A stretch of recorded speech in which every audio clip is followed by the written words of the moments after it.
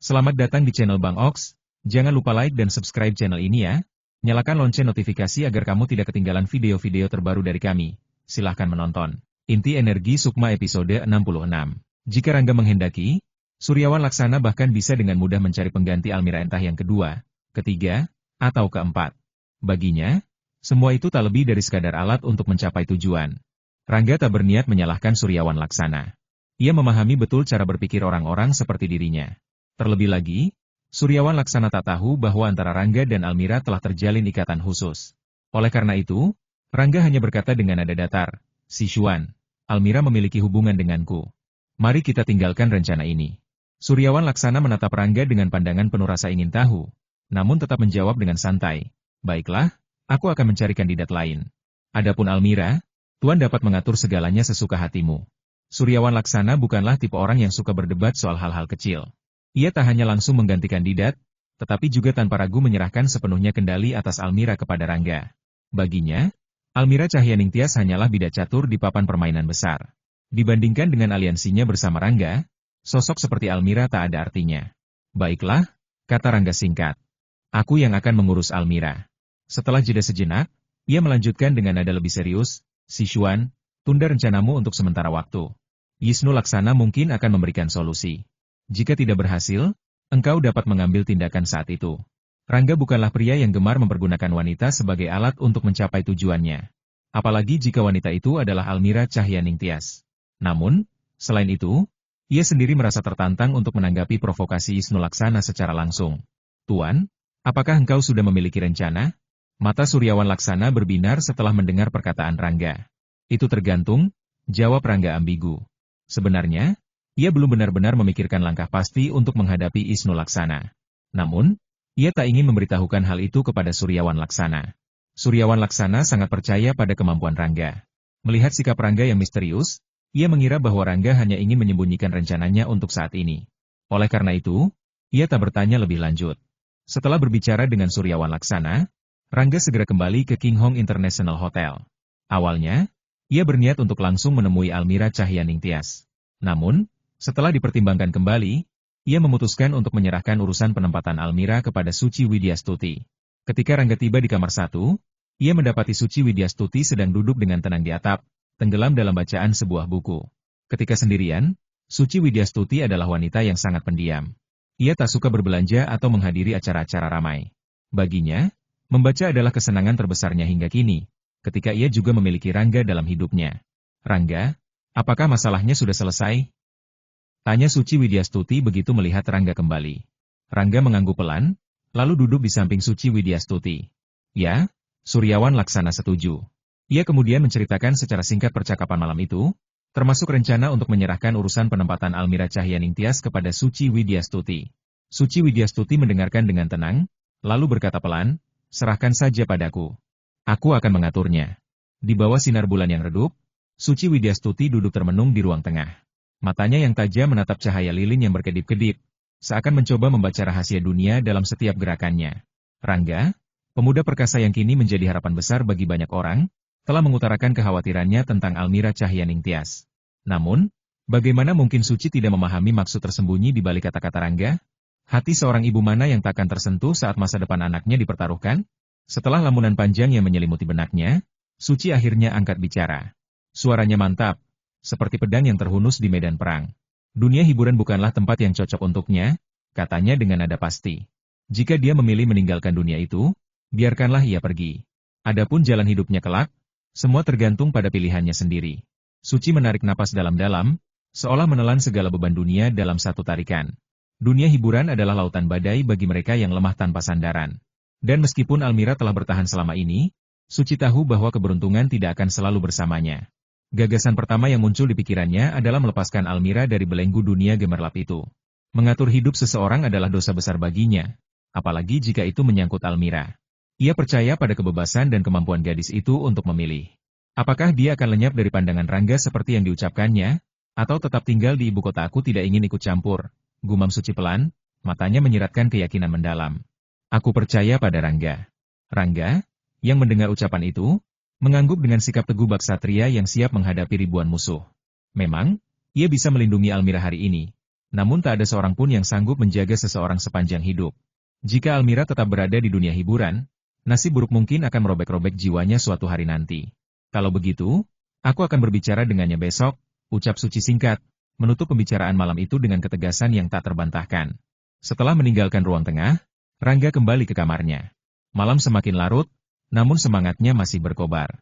Latihan penguatan sel adalah ritual wajibnya, upacara sunyi yang harus dilakukan demi memperkuat tubuh dan jiwa. Namun, kali ini, pikirannya melayang pada Yisnu Laksana, sosok yang menjadi batu sandungan besar di jalannya. Selama Yisnu masih berdiri tegak, kemungkinan Suryawan Laksana merebut posisi sebagai kepala keluarga tidak akan lebih dari 30%. Tapi, menghadapi Yisnu bukanlah perkara mudah.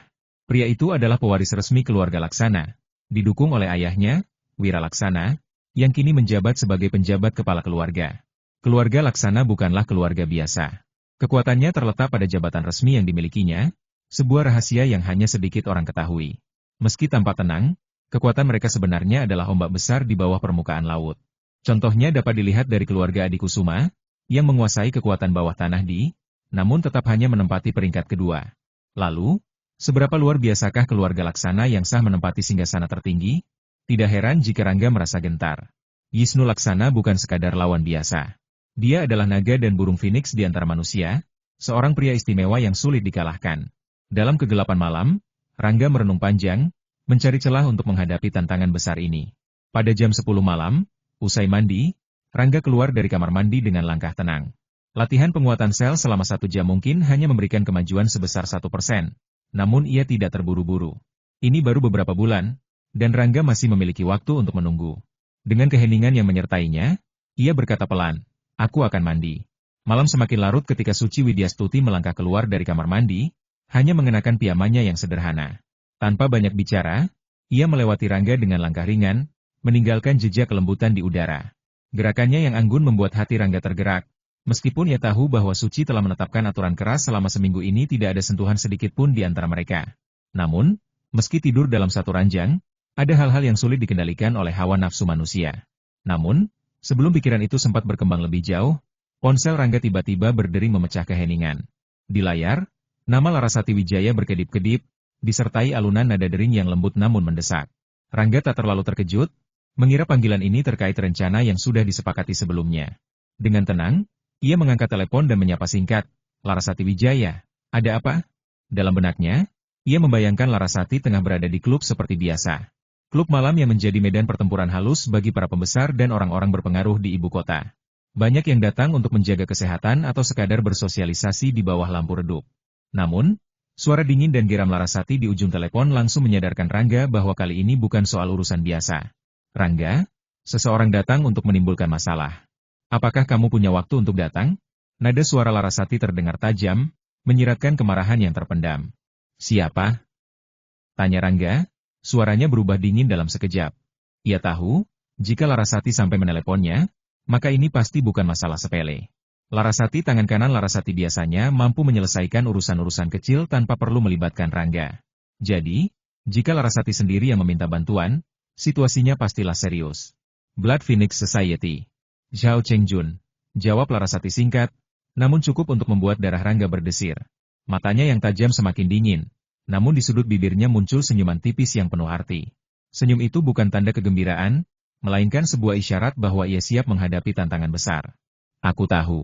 Aku akan segera ke sana," balas Rangga dengan nada datar, lalu menutup telepon tanpa basa-basi. Ia segera memberitahu Suci Widyastuti yang masih berada di kamar mandi, lalu meraih mantelnya dan melangkah keluar dengan langkah mantap. Malam ini, udara dingin menyelimuti tubuhnya, namun api semangat membara di dalam dadanya. Prediksi Rangga tepat. Larasati Wijaya tidak akan meminta bantuannya jika situasi tidak genting.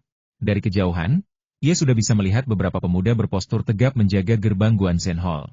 6 mobil SUV Hummer hitam diparkir secara strategis, menghalangi akses keluar masuk kendaraan. Pemandangan ini tidak terlalu mencolok, namun cukup untuk menunjukkan kekuatan yang terselubung. Rangga menghentikan mobilnya lebih dari 100 meter dari gerbang. Matanya yang tajam langsung tertuju pada 3 pemuda yang berdiri di depan gerbang. Mereka tampak abu-abu dalam penampilan, namun postur tubuh mereka tegak dengan aura yang tidak bisa diremehkan. Hanya dengan melihat cara mereka berdiri, Rangga yakin bahwa keterampilan mereka setidaknya setara dengan pria kulit hitam yang ia hadapi di bar beberapa waktu lalu. Tidak ada keributan besar seperti yang ia duga.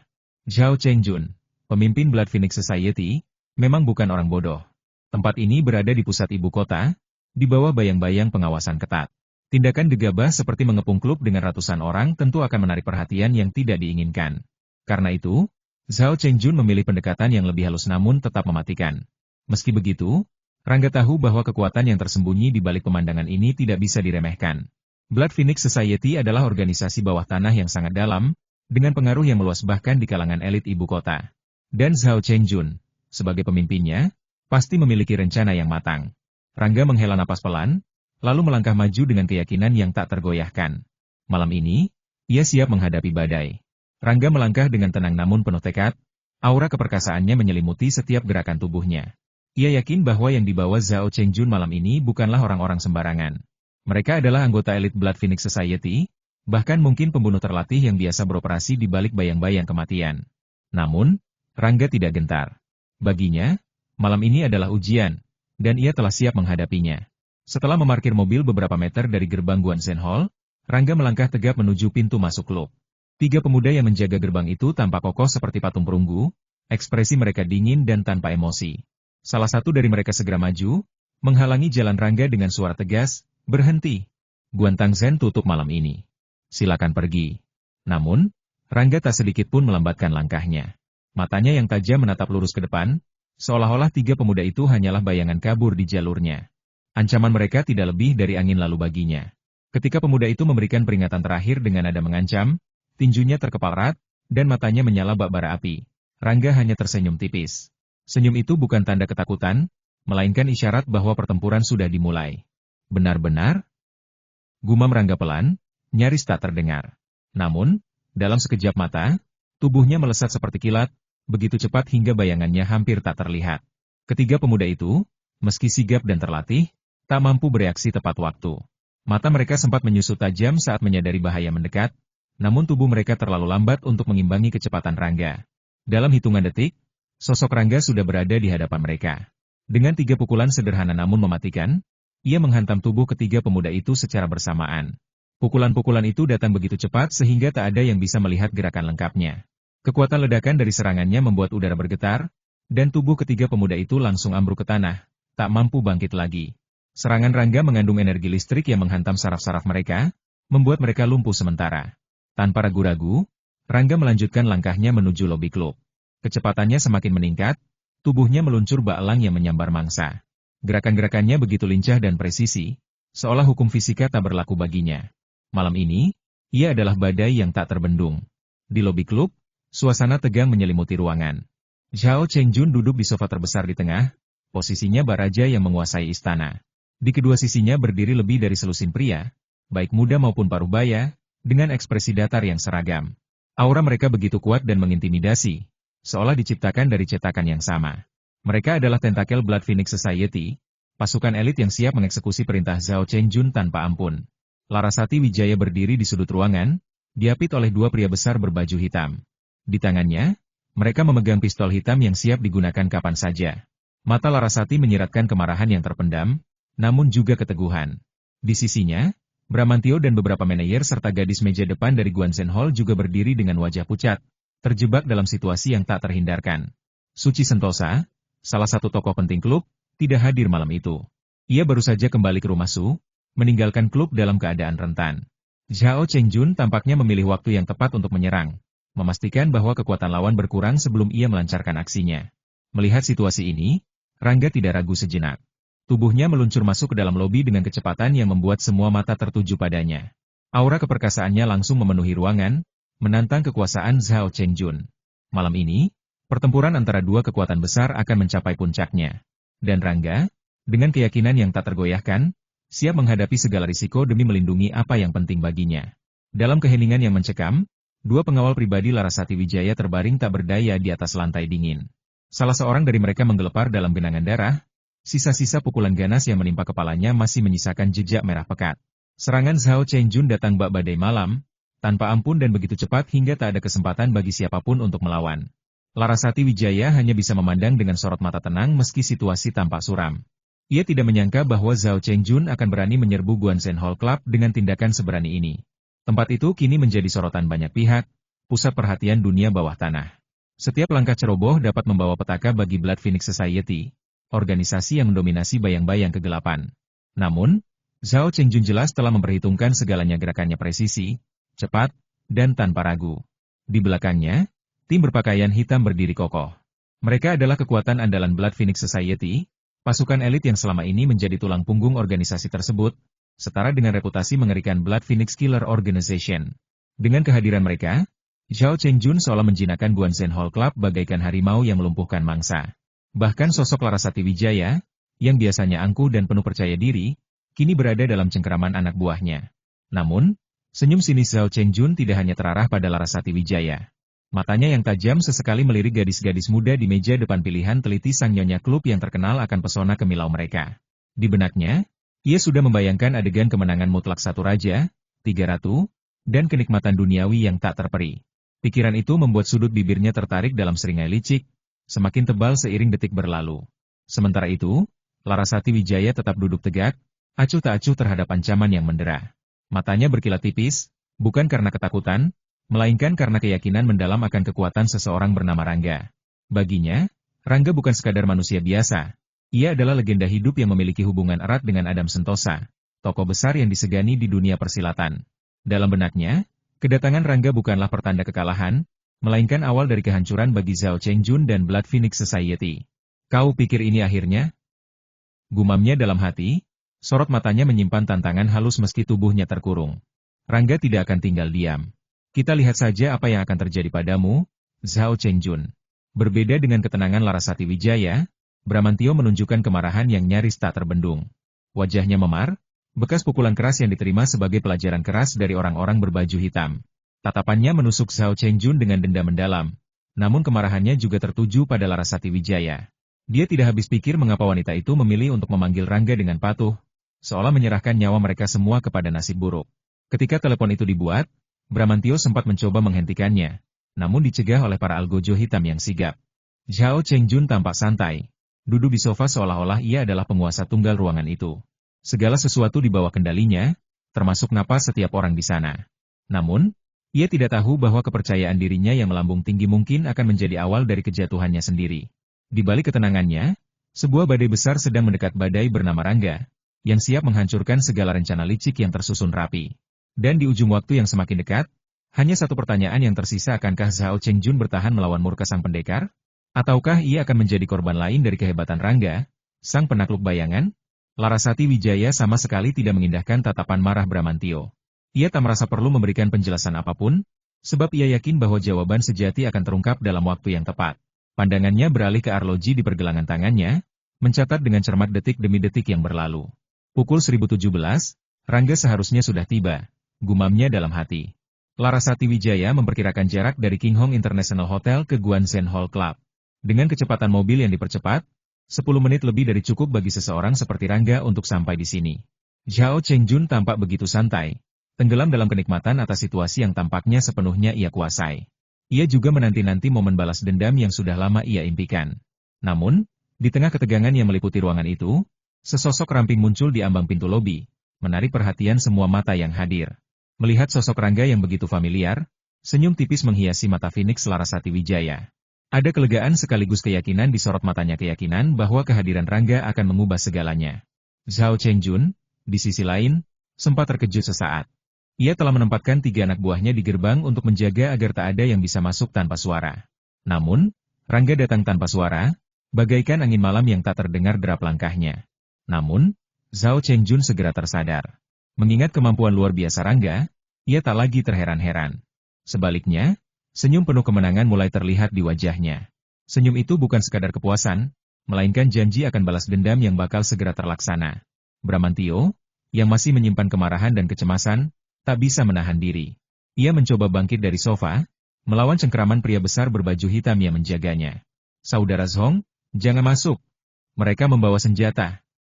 Serunya dengan suara keras, namun kalimatnya terputus begitu saja ketika salah satu pria berbaju hitam itu menendangnya dengan kejam. Tendangan itu membuat tubuh Bramantio terlempar seperti boneka yang dilempar ke udara. Ia jatuh kembali ke sofa dengan wajah pucat, napasnya tersengal-sengal. Rangga, yang berdiri di ambang pintu, tetap tenang meski melihat adegan itu. Matanya menyapu ruangan, memperhatikan setiap detail. Pistol-pistol di tangan para pria berbaju hitam terarah pada Larasati Wijaya dan yang lainnya. Rangga tahu ia harus berhati-hati, ia belum sepenuhnya yakin dapat melindungi mereka dari peluru yang siap melesat. Namun, tendangan yang dialamatkan pada Bramantio tidak sia-sia di mata Rangga. Ia melihat dengan jelas bagaimana Bramantio bereaksi penuh semangat, pantang menyerah, dan tetap melindungi orang-orang yang penting baginya. Ini adalah perubahan besar dari Bramantio yang dahulu, sosok yang rapuh dan hilang arah. Kini, ia tampak seperti benar-benar layak disebut keturunan Raja Jarum, pahlawan legendaris yang dikenal akan keberanian dan kesetiaannya. Rangga, kan? Aku sudah lama menunggumu, ujar Zhao Chengjun sambil beranjak dari sofa. Tatapannya tajam, menusuk seperti mata elang yang membidik mangsanya. Sebagai seorang master, ia tidak akan terburu-buru. Ia ingin menikmati setiap momen pertemuan ini. Aku juga sudah lama menunggumu, balas Rangga dengan senyum tipis yang hampir tak terlihat. Jawabannya singkat, namun syarat makna. Zhao Chengjun tertegun sejenak, ekspresinya berubah bingung. Apakah kau menungguku? Tanyanya dengan nada heran. Itu benar, jawab Rangga dengan nada datar, namun penuh keyakinan. Kata-katanya bergema di ruangan itu, mengundang desiran ketegangan yang semakin tebal. Di antara mereka, angin perseteruan mulai berembus, mengisyaratkan badai besar yang siap meletus kapan saja. Zhao Chengjun tersenyum lagi, kali ini lebih lebar. Kalau begitu, mari kita lihat siapa yang lebih pantas menunggu, katanya dengan nada dingin. Sementara itu, Rangga hanya diam, namun sorot matanya berkata banyak bahwa ia tidak akan mundur, apapun yang terjadi. Di tengah suasana tegang itu, sebuah pertempuran besar nampaknya tak terhindarkan. Rangga hanya menjawab, lalu melanjutkan, nanti Anda akan tahu alasannya. Tapi sebelum itu, sepertinya kita harus menyelesaikan masalah ini terlebih dahulu, bukan begitu? Bagaimana kamu ingin menyelesaikannya? Apa? Menurutmu kamu punya kesempatan untuk lepas dari tanganku? Zhao Chengjun tersenyum dingin. Meskipun dia tidak mengerti dari mana Rangga mendapatkan kepercayaan diri ini, dia pasti tidak percaya bahwa Rangga bisa lepas dari tangannya. Kamu ingin tahu? Rangga tiba-tiba tersenyum misterius, dan saat berikutnya, lampu di seluruh lobi tiba-tiba meredup, dan pandangan semua orang yang hadir menjadi gelap hampir pada saat yang bersamaan. Di saat yang sama, sosok Rangga tampak seperti hantu di kegelapan malam, langsung menghilang dari tempatnya. Merasakan kegelapan yang mendekat, Zhao Chengjun, yang akan menang, tiba-tiba merasakan kegelisahan yang kuat. Dia merasa sesuatu akan terjadi, dan itu akan segera terjadi. Hal ini membuat Zhao Chengjun merasa sedikit lebih ketakutan di dalam hatinya. Dan tanpa sadar dia ingin memanggil selusin pria dalam kelompok kulit hitam untuk mengambil tindakan. Namun, suara Zhao Chengjun tidak keluar, karena saat dia hendak berbicara, moncong senjata dingin menempel langsung ke kepalanya. Saat berikutnya, lampu di seluruh lobi menyala. Dari lampu mati hingga menyala, keseluruhan proses hanya berlangsung kurang dari 5 detik. Namun situasi di seluruh lobi telah berubah dengan sangat jelas.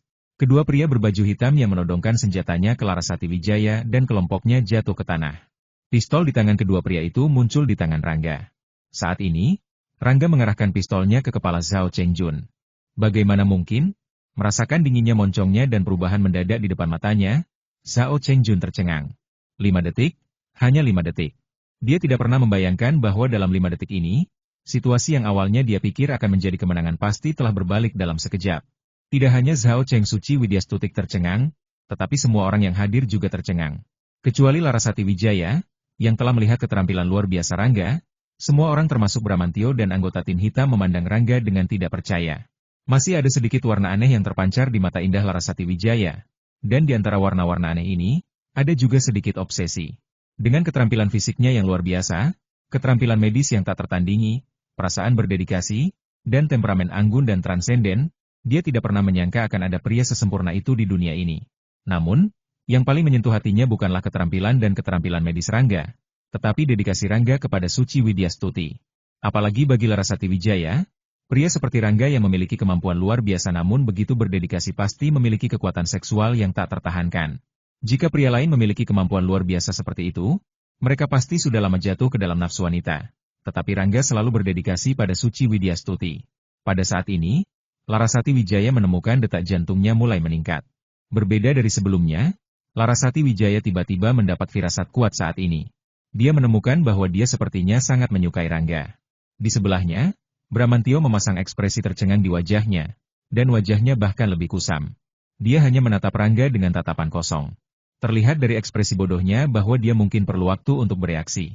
Di belakang Zhao Chengjun, sorot mata para anggota tim berpakaian hitam itu berubah drastis. Ketakutan samar mulai menyelinap di balik topeng wajah dingin mereka. Sebagai pejuang tangguh yang terlatih dalam pertempuran, mereka bisa merasakan dengan jelas getaran luar biasa dari kekuatan Rangga. Dan yang lebih menghancurkan bagi mereka adalah kenyataan bahwa Zhao Chengjun, pangeran mahkota Blood Phoenix Society, telah jatuh ke tangan musuhnya. Zhao Chengjun adalah pewaris utama Blood Phoenix Society, sebuah organisasi pembunuh legendaris yang mendominasi dunia bawah. Jika sesuatu terjadi pada dirinya, nasib para pengikutnya sudah pasti mereka akan dikubur bersama Zhao Chengjun tanpa ampun. Melihat wajah Zhao Chengjun yang dipenuhi ketakutan, Rangga hanya tersenyum tipis. Lalu, ia bertanya dengan suara tenang, "Sekarang, bagaimana menurutmu?" "Tidak mungkin, sama sekali tidak mungkin," gumam Zhao Chengjun, masih tampak linglung akibat kejadian tadi. Namun, sebagai seorang pangeran bangsawan dari Blood Phoenix Society, dia segera pulih dari keterkejutan dan mencoba menegakkan harga dirinya. "Sebaiknya kau meletakkan senjatamu sekarang juga," ucapnya dengan nada angkuh meski suaranya sedikit bergetar. "Jika tidak, kau akan menghadapi murka seluruh Blood Phoenix Society." Blood Phoenix Society memang bukan sembarang organisasi. Mereka adalah kekuatan bawah tanah nomor satu bahkan di seluruh Asia. Zhao Chengjun memiliki semua hak untuk membanggakan dirinya sendiri, karena nama besar organisasi itu cukup untuk membuat siapapun gentar. Namun, sayangnya bagi Zhao Chengjun, semua ini hanyalah bagian dari rencana licik Rangga. Pria itu tidak marah ataupun panik. Ia hanya menjawab dengan nada datar, "Sepertinya ingatanmu pendek. Kau sudah pernah mengatakannya sekali di bar, dan sekarang kau mengulanginya lagi. Apakah menurutmu ini berguna?" Mendengar kata-kata itu, ekspresi Zhao Chengjun langsung berubah. Adegan di bar muncul kembali dalam benaknya saat ia pertama kali mengancam Rangga. Wajahnya menjadi pucat, namun ia tetap keras kepala. Dengan suara dingin, ia berkata, "Ini akan menjadi peringatan terakhirku. Jika kau tidak melepaskanku sekarang, maka bersiaplah untuk menghadapi cobaan dari Blood Soul Jade." Blood Soul Jade, liontin giok keramat yang diserahkan oleh ibunya kepada Suci Widyastuti, adalah salah satu senjata pamungkas Blood Phoenix Society. Itu merupakan alat mematikan yang dapat menandai siapa saja untuk diburu sampai mati oleh pasukan pembunuh elit. Larasati Wijaya, yang ada di sisi lain medan pertempuran, langsung berubah sikap begitu mendengar kata Ding Hun Jade.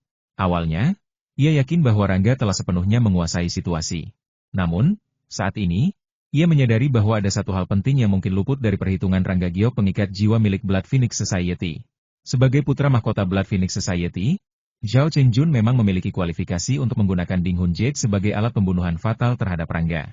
Panah tersembunyi sulit ditebak, apalagi jika melibatkan senjata massal seperti yang dimiliki Blood Phoenix Society. Meskipun Larasati terkesima dengan kehebatan Rangga, ia tahu bahwa organisasi pembunuh seperti itu tidak akan segan-segan meluncurkan serangan habis-habisan.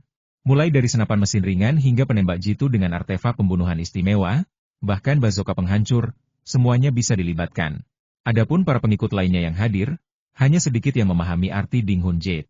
Oleh karena itu, mereka tidak merasa cemas seperti Larasati Wijaya. Rangga sendiri tampak tenang, seolah-olah ia telah menduga Zhao Chengjun akan mengeluarkan ancaman ini. Zhao Chengjun, melihat ekspresi santai Rangga, tersenyum sinis dan berkata, "Kau pasti belum tahu apa itu Ding Hun Jade, kan? Ini adalah tanda pengejar andalan Blood Phoenix Society. Begitu Ding Hun Jade ditempatkan padamu, kau akan menjadi target ribuan pembunuh elit kami. Mereka akan memburumu sampai tak tersisa apapun." Di akhir kalimatnya, Zhao Chengjun menyeringai penuh percaya diri. Baginya, Ding Hun Jade adalah jaminan mutlak atas kekalahan Rangga. Seberapa hebat pun kemampuan Rangga, Zhao Chengjun yakin bahwa tidak ada seorang pun yang bisa bertahan melawan serangan besar-besaran dari salah satu organisasi pembunuh terkuat di Asia. Namun, Rangga hanya diam.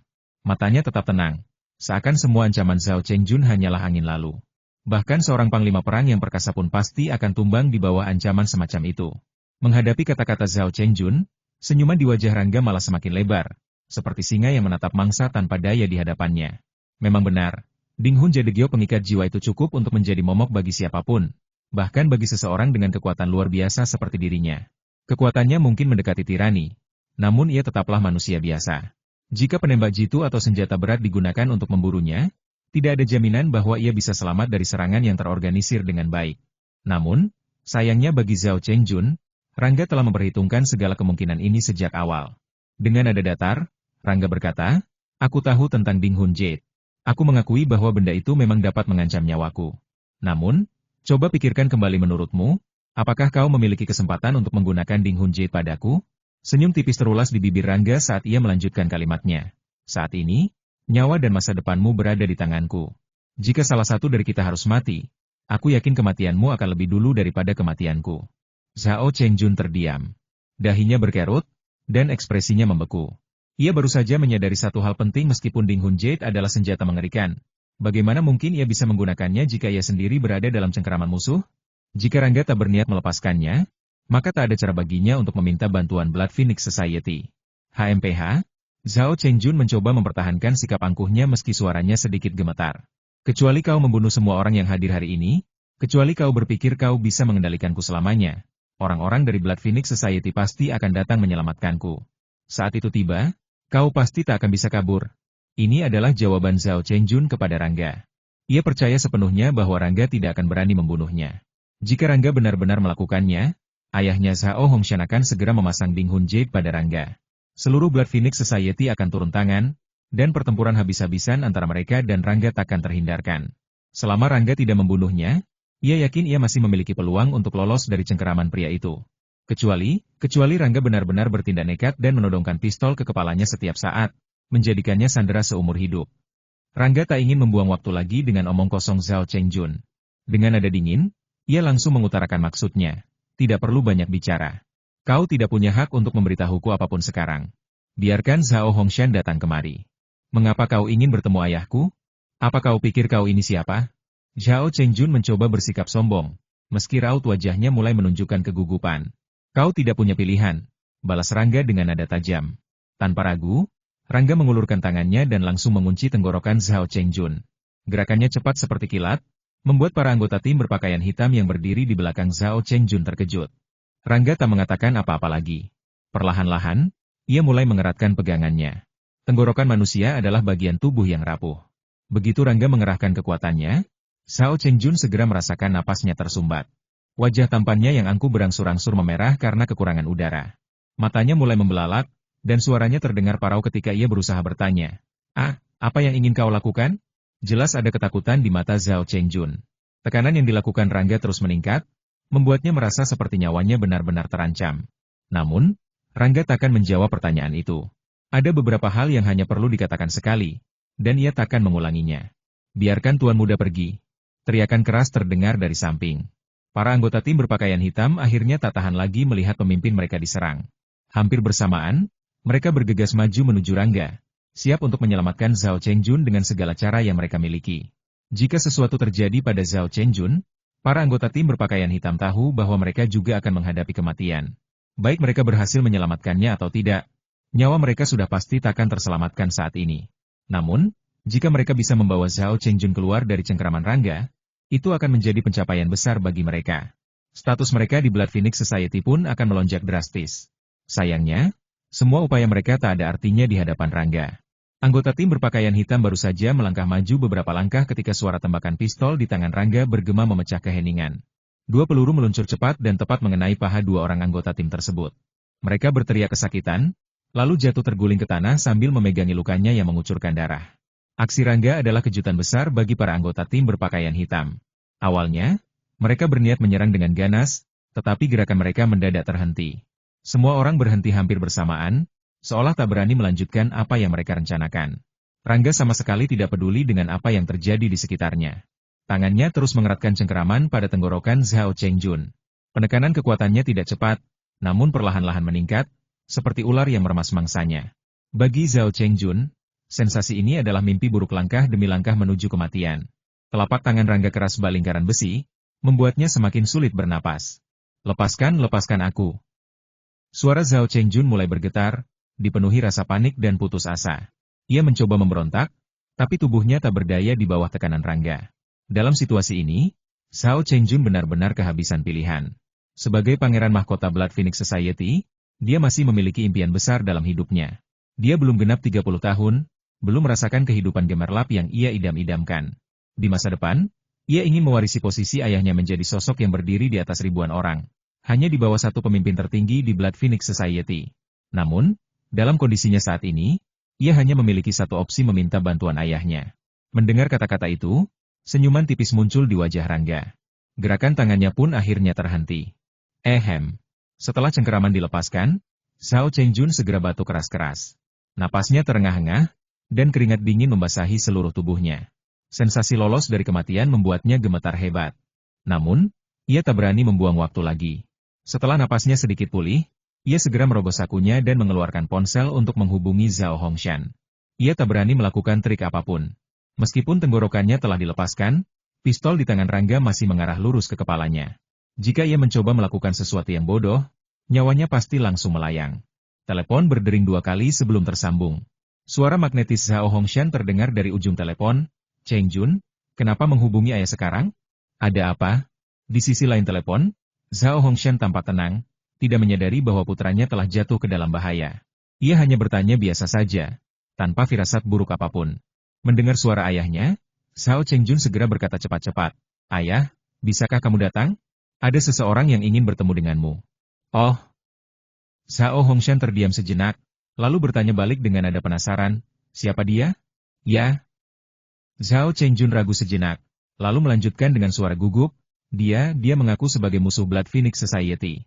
Di bawah cahaya redup lampu kristal, suasana di ruangan besar itu semakin mencekam. Zhao Chengjun yang duduk di sofa dengan tubuh lunglai tampak seperti burung yang sayapnya telah patah, tak berdaya melawan keadaan. Matanya yang terbelalak menggambarkan ketakutan mendalam yang merayap dalam jiwanya. Dia ingin berteriak, tetapi suaranya seolah tertahan oleh jerat gaib yang tak kasat mata. Rangga berdiri tegak bagai patung marmer yang dingin. Sorot matanya tajam bak pedang yang siap menyabet leher lawannya. Pistol di tangannya bukanlah sekadar senjata, melainkan alat untuk menegaskan dominasi dan niat membunuh yang terselubung. Sementara itu, selusin anggota tim berpakaian hitam yang tersebar di ruangan tampak seperti bayangan kelam yang tak bernyawa, hanya ada sebagai saksi dari ketegangan yang memuncak. Tiba-tiba, suara langkah kaki yang mantap terdengar dari luar pintu. Seorang pria berstatur sedang namun berwibawa muncul di ambang pintu. Tubuhnya yang kokoh dan bahu lebarnya memberikan kesan bahwa dia adalah seorang pejuang sejati yang telah melewati ribuan badai. Itulah Zhao Hongshan, sosok yang namanya disebut-sebut di kalangan darah dan api. Sorot matanya yang tajam seperti elang menyapu seluruh ruangan, mencari jawaban atas pertanyaan yang belum terucap. Di belakang Zhao Hongshan, 2 orang mengikuti dengan langkah seragam. Salah satunya adalah pemuda berwajah tampan, sedangkan yang lain adalah raksasa berkulit hitam dengan tubuh sebesar pohon beringin. Kehadiran mereka membuat udara di ruangan semakin pekat, seolah-olah oksigen perlahan-lahan lenyap digantikan oleh aroma peperangan yang akan meletus. "Jadi, inilah orang yang berani mengancamku?" ujar Zhao Hongshan dengan suara berat. Nada bicaranya tenang namun menyimpan sambaran petir yang bisa menghancurkan segalanya. Matanya kemudian tertuju pada Rangga, menilai setiap inci tubuh pria itu, mencoba membaca apa yang ada di balik topeng dinginnya. Rangga tidak bergeming. Dia hanya tersenyum tipis, sebuah senyum yang lebih mirip seringai seekor harimau yang siap menerkam mangsanya. "Zhao Hongshan," katanya akhirnya, suaranya datar namun mengandung kekuatan yang dapat membuat lutut orang gemetar. "Aku sudah menunggumu." Zhao Hongshan melangkah maju. Kakinya yang kuat menapak dengan pasti di lantai marmer. "Kau tahu siapa aku?" tanyanya. Nada suaranya penuh percaya diri, seolah-olah dunia ini hanyalah panggung sandiwara tempat dia menjadi tokoh utama. "Aku tahu cukup banyak tentangmu," balas Rangga, matanya berkilat seperti bintang di tengah malam. "Termasuk kelemahanmu yang unik." Kata-katanya terakhir itu disampaikan dengan nada yang sedikit mengejek, membuat kedua alis Zhao Hongshan terangkat sejenak. Sementara itu, Zhao Chengjun yang masih terdiam di sofa hanya bisa menatap dengan mata penuh ketakutan. Dia tahu bahwa pertemuan ini bukanlah sekadar negosiasi biasa. Ini adalah pertempuran tanpa pedang yang nyata, di mana nyawa dipertaruhkan dan harga diri menjadi taruhan utama. Apakah Zhao Hongshan akan mampu mengubah situasi? Ataukah Rangga yang akan keluar sebagai pemenang mutlak? Angin dingin berhembus pelan, membawa serta desiran pertanda badai besar yang akan datang. Di ruangan itu, semua orang menahan napas, menunggu detik-detik yang akan menentukan nasib mereka. Di bawah cahaya remang yang menyusup lewat jendela berlapis kristal, Zhao Hongshan melangkah mantap ke dalam ruangan. Tatapannya yang tajam bagai mata elang mengamati seluruh sudut lobi dengan satu sapuan cepat, sebelum akhirnya ia menancapkan pandangannya pada 2 sosok penting di tengah ruangan Rangga dan Zhao Chengjun.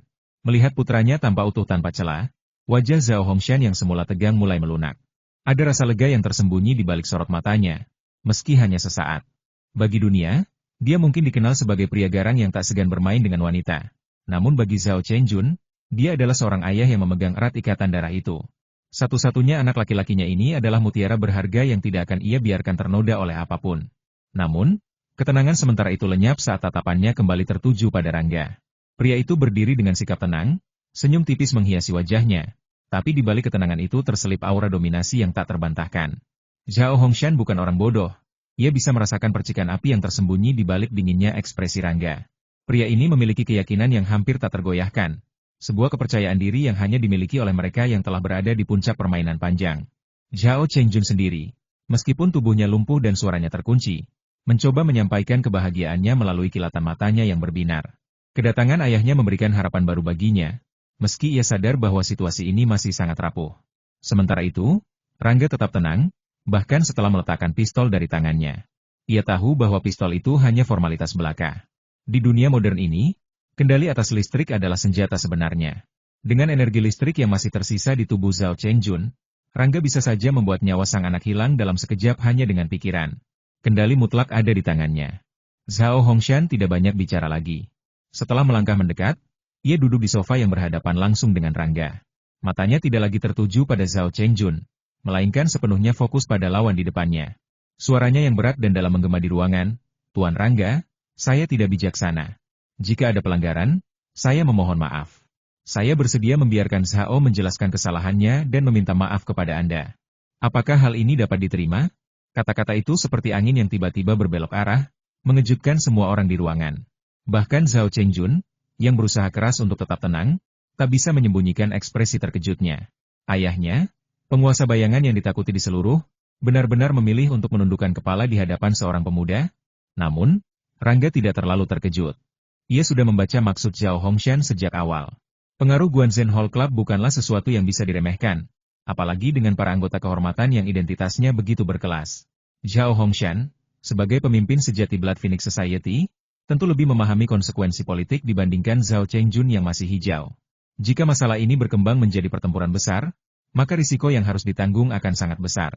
Sebuah pertengkaran kecil, gumam Rangga dengan senyum tipis. Baginya, duel dengan Zhao Chengjun memang tak lebih dari sekadar ria kecil di lautan luas. Putra mahkota Blood Phoenix Society ini tidak lebih dari seekor burung dara di hadapan Raja Wali. Bahkan jika dibandingkan dengan tokoh-tokoh kuat macam Wisnu Laksana atau Rizky Adikusuma, Zhao Chengjun hanyalah debu yang mudah tertiup angin. Mendengar komentar Rangga, Zhao Hongshan balas tersenyum, namun senyum itu tidak sampai ke matanya. Ia tahu bahwa Rangga tidak akan begitu saja menyeretnya ke tempat ini tanpa rencana cadangan. Pasti ada kartu truf lain yang disimpan di lengan bajunya. Namun, untuk saat ini, ia memilih untuk tetap tenang dan menahan diri. "Jika ada permintaan lebih lanjut, Tuan Rangga, saya siap mendengarkannya," kata Zhao Hongshan. Suaranya tetap tenang, namun naluri bertahun-tahun di dunia hitam membuatnya waspada. Duel ini belum berakhir. Faktanya, apa yang diharapkan Zhao Hongshan tidak salah. Rangga memang ingin menanyakan sesuatu padanya. Bab 318 Rencana Rantai di kantor di lantai 5 Aula Guanzhen, Rangga dan Zhao Hongshan duduk berhadapan. Rangga tidak berniat berdiskusi dengan Zhao Hongshan di lobi, tetapi langsung mengundang Zhao Hongshan ke kantornya. Zhao Hongshan tidak ragu-ragu sama sekali. Ia menunjukkan sikapnya yang murah hati. "Katakan padaku, apa yang ingin kamu katakan padaku?" Setelah menunggu untuk duduk, Zhao Hongshan bertanya pada Rangga. Tidak ada orang luar di sini, jadi Rangga tidak berniat menyimpan apapun, tetapi langsung berkata, "Apakah Anda ingin membunuh Raimon Adikusuma?" Hanya dengan kalimat pertama, Rangga langsung ke pokok permasalahan. Setelah mendengarkan apa yang dikatakan Rangga, Zhao Hongshan tampak tertegun sejenak, dan kemudian jejak dingin dan kesedihan yang kejam terlihat jelas di matanya yang dalam. "Anak muda, mengetahui terlalu banyak tentang beberapa hal tidak akan ada gunanya bagimu." Nada suara Zhao Hongshan juga agak dingin, dan juga sedikit marah. Menghadapi ancaman Zhao Hongshan, Rangga tidak menunjukkan rasa takut. Sebaliknya, wajah Rangga menunjukkan cibiran yang agak menghina. Apakah Zhao Hongshan yang bermartabat hanyalah seorang pengecut? Kata-kata Rangga sama sekali tidak sopan, tapi lebih menjengkelkan. Zhao Hongshan marah pada awalnya, tetapi dengan cepat menjadi tenang dan berkata dengan tenang, "Kamu tidak perlu memprovokasi saya. Itu tidak ada gunanya. Aku tidak memprovokasimu. Apa yang aku katakan adalah kebenaran. Apakah kamu tidak ingin balas dendam?" Ketika dia menyebutkan kata terakhir balas dendam, nada suara Rangga jelas menjadi lebih serius. Zhao Hongshan dan Raimon Adikusuma memiliki dendam, dan mereka memiliki perseteruan hidup dan mati. Istri Zhao Hongshan meninggal di tangan Raimon Adikusuma 20 tahun yang lalu. Hal ini disebutkan dalam informasi yang diberikan Adam Sentosa kepada Rangga, tetapi Rangga tidak mengetahui dengan jelas tentang dendam yang terlibat. Namun dilihat dari informasinya, hubungan antara Zhao Hongshan dan Raimon Adikusuma selalu panas dan dingin, dengan kebencian yang mendalam. 20 tahun yang lalu, Raimon Adikusuma sudah menjadi tokoh inti dari organisasi pembunuh Phoenix Darah. Dengan dukungan dari keluarga Adikusuma, Raimon Adikusuma sudah menjadi kandidat utama untuk mengambil alih sebagai wakil presiden organisasi pembunuh Phoenix Darah berikutnya. Pada saat itu, Zhao Hongshan hanyalah pemimpin kecil di bawah Blood Phoenix Society. dan keduanya tidak berada pada level yang sama-sama sekali. Menghadapi Raimond Adikusuma, yang didukung oleh keluarga Adikusuma, Zhao Hongshan tidak memiliki kesempatan untuk membalas dendam. Namun, Zhao Hongshan juga tahu bagaimana bersabar, dan dia naik selangkah demi selangkah ke posisi di mana dia bisa bersaing dengan Zhao Hongshan. Namun, Zhao Hongshan masih belum bisa membalas dendam karena ada keluarga Adikusuma di belakang Raimond Adikusuma. Jika dia membunuh Raimond Adikusuma, maka seluruh keluarga Zhao mungkin akan dikuburkan bersamanya. Mendengarkan apa yang dikatakan Rangga, Zhao Hongshan pada awalnya tidak tergerak, tetapi segera, dia tiba-tiba menyadari masalah yang dia abaikan. Apa sebenarnya yang ingin kamu katakan? Zhao Hongshan bertanya langsung pada Rangga, dengan sedikit nada harapan di nadanya. Dia tahu bahwa sangat mustahil bagi Rangga memintanya datang ke sini hanya karena dia ingin membalas dendam. Jelas, pasti ada hal lain di balik kalimat ini. Mendengar ini, senyuman muncul di wajah Rangga, dan dia berkata ini sangat sederhana. Mari kita buat kesepakatan. Saya akan membantu Anda menangani Raimond Adikusuma, dan Anda akan melakukan sesuatu untuk saya. Bagaimana dengan itu? Apakah kamu yakin bisa menangani Raimond Adikusuma? Zhao Hongshan bertanya dengan sedikit tidak percaya. Raimond Adikusuma adalah wakil presiden organisasi pembunuh Phoenix Darah, dan dia juga mendapat dukungan dari keluarga Adikusuma. Dalam hening ruangan yang dipenuhi aroma kemenyan, Zhao Hongshan menatap Rangga dengan sorot mata penuh tanya. Ekspektasinya terhadap pemuda ini sedikit lebih tinggi daripada biasanya. Jika Rangga benar-benar mampu menghadapi Raimond Adikusuma, harapan untuk membalas dendam yang selama ini ia pendam di dalam hati akan membuncah aliran sungai yang deras. Namun, Rangga tak memberikan penjelasan panjang. Dengan nada tenang dan percaya diri yang sukar digoyahkan, ia berkata, kau tidak perlu mengetahui hal ini lebih jauh. Cukup beritahuku keputusanmu. Zhao Hongshan merasakan sesuatu yang berbeda dari pemuda itu. Nada bicaranya yang mantap membuat kecurigaannya sedikit melemah. Dia pun menyadari bahwa seseorang tanpa kepercayaan diri sebesar Rangga mustahil bisa bernegosiasi dengannya. Akhirnya, dengan rasa ingin tahu yang tersisa, dia bertanya, apa yang kau inginkan dariku? Rangga tidak langsung menjawab. Setelah diam beberapa saat, dia berkata, 20 tahun lalu, aku memiliki seorang teman dekat. Orang tuanya diberi giok pemikat jiwa oleh organisasi pembunuh Phoenix Darah. Aku hanya ingin kau membantu menemukan dalang di balik tragedi itu, serta semua pembunuh yang terlibat. Mendengar permintaan itu, Zhao Hongshan terdiam. Ia awalnya menduga Rangga hendak memanfaatkannya untuk tujuan yang rumit. Namun ternyata permintaannya begitu sederhana. Setelah merenung sejenak, Zhao Hongshan akhirnya berkata dengan mantap, baiklah. Jika kau bisa menyelesaikan masalah Raimond Adikusuma, aku akan menyetujui kesepakatan ini. Sebenarnya, jika Rangga meminta 100 permintaan seperti itu, Zhao Hongshan tetap akan setuju tanpa ragu-ragu. Baginya, ini bukan beban, melainkan kesempatan untuk melunasi utang budi yang selama ini membelenggunya. Kalau begitu, sudah beres, sahut Rangga dengan suara tegas. Aku akan menyelesaikan urusan Raimond Adikusuma. Jika waktunya tiba, aku harap kau dapat memenuhi janji kita. Zhao Hongshan tertawa kecil. Matanya bersinar penuh keyakinan. Jangan khawatir. Aku, Zhao Hongshan, bukan orang yang suka mengingkari janji. Rangga mengangguk pelan. Dia telah mempelajari informasi tentang Zhao Hongshan, seorang lelaki tua yang dikenal sangat beriman dan berkomitmen. Itulah alasan mengapa dia memilih untuk bekerja sama dengannya. Namun, tentu saja, Rangga tidak sepenuhnya mempercayainya. Ia masih memiliki metode cadangannya, meskipun tak mungkin ia ungkapkan kepada Zhao Hongshan. Ngomong-ngomong, tambah Rangga, ada satu hal lagi yang kuharap kau bisa tangani dengan baik. Putramu, Zhao Chengjun, mungkin memiliki pandangan buruk terhadapku. Sebaiknya kau bisa menahannya agar tidak menimbulkan masalah yang tidak perlu. Zhao Hongshan tersenyum tipis. Tentu saja ia mengerti maksud Rangga. Tanpa berpikir panjang, ia menjawab, tak perlu khawatir. Aku akan menjaganya dengan baik. Setelah pembicaraan itu usai, Rangga bangkit dari kursinya. Itu saja. Kami akan menghubungimu jika waktunya tiba. Sedangkan untuk putramu, tubuhnya akan kembali normal dalam waktu setengah jam. Bagus, jawab Zhao Hongshan singkat. Matanya berkilat dengan cahaya aneh, namun ia tak banyak bicara lagi. Hanya dengan anggukan kecil, ia berdiri dan melangkah pergi. Saat melintasi lobi, Zhao Hongshan melihat sesuatu yang berbeda pada Zhao Chengjun. Biasanya, putranya itu pasti sudah berlari menghampirinya dan mengeluh tentang apa yang terjadi. Namun, kali ini, Zhao Chengjun hanya duduk diam di sofa, tak bergerak sedikit pun. Jelas sekali, pemuda itu telah dikendalikan oleh Rangga. Zhao Hongshan pun dibuat kagum oleh keterampilan medis pemuda itu. Sementara itu, Rangga tetap tinggal di tempatnya. Ia tidak terburu-buru untuk pergi. Ada banyak hal yang harus direncanakan. Menghadapi Raimond Adikusuma bukan perkara mudah. Ia tidak cocok untuk turun tangan sendiri. Namun untungnya, ada satu organisasi yang sudah siap menjadi ujung tombaknya, organisasi pembunuh Tai Chi. Dan dengan langkah yang tepat, rencana besar ini akan dimulai. Berurusan dengan Raimon Adikusuma hanyalah langkah awal dalam rencana besar yang dirancang oleh Rangga. Baginya, ini adalah strategi untuk membunuh dua burung dengan satu batu. Dari sorot mata penuh kebencian Zhao Hongshan terhadap Raimon Adikusuma, Rangga yakin bahwa jika Zhao Hongshan berhasil mengambil alih organisasi pembunuh Phoenix Darah, maka seluruh anggota keluarga Adikusuma di organisasi itu akan segera disapu bersih tanpa ampun. Dengan kata lain, begitu Zhao Hongshan berkuasa, pengaruh keluarga Adikusuma di masyarakat Phoenix Darah akan lenyap seperti asap yang tertiup angin. Bagi keluarga bangsawan itu, ini adalah pukulan telak yang tak terelakkan. Rangga tidak hanya bisa membalas dendam atas nama orang tua Suci Widyastuti, tetapi juga melemahkan fondasi keluarga Adikusuma. Mengapa ia tidak melakukannya? Ini bukan sekadar balas dendam, ini adalah awal dari pertempuran panjangnya melawan keluarga Adikusuma. Di masa depan, masih banyak langkah yang harus diambil, dan Rangga telah menyiapkan diri untuk makan malam yang lebih panjang di medan perang ini. Setelah beberapa saat merenung dalam kantor yang sunyi, membuat rencana rinci di benaknya, Rangga akhirnya bangkit dan meninggalkan ruangan. Ia melangkah pelan namun mantap, menyusuri koridor menuju lobi. Di sana, rombongan Zhao Hongshan sudah lenyap tanpa jejak. Namun, ada seseorang yang masih menunggunya, Larasati Wijaya. Wanita itu duduk di antara sofa-sofa mewah di lobi, matanya tertuju lurus pada lift yang menjadi pintu keluar Rangga.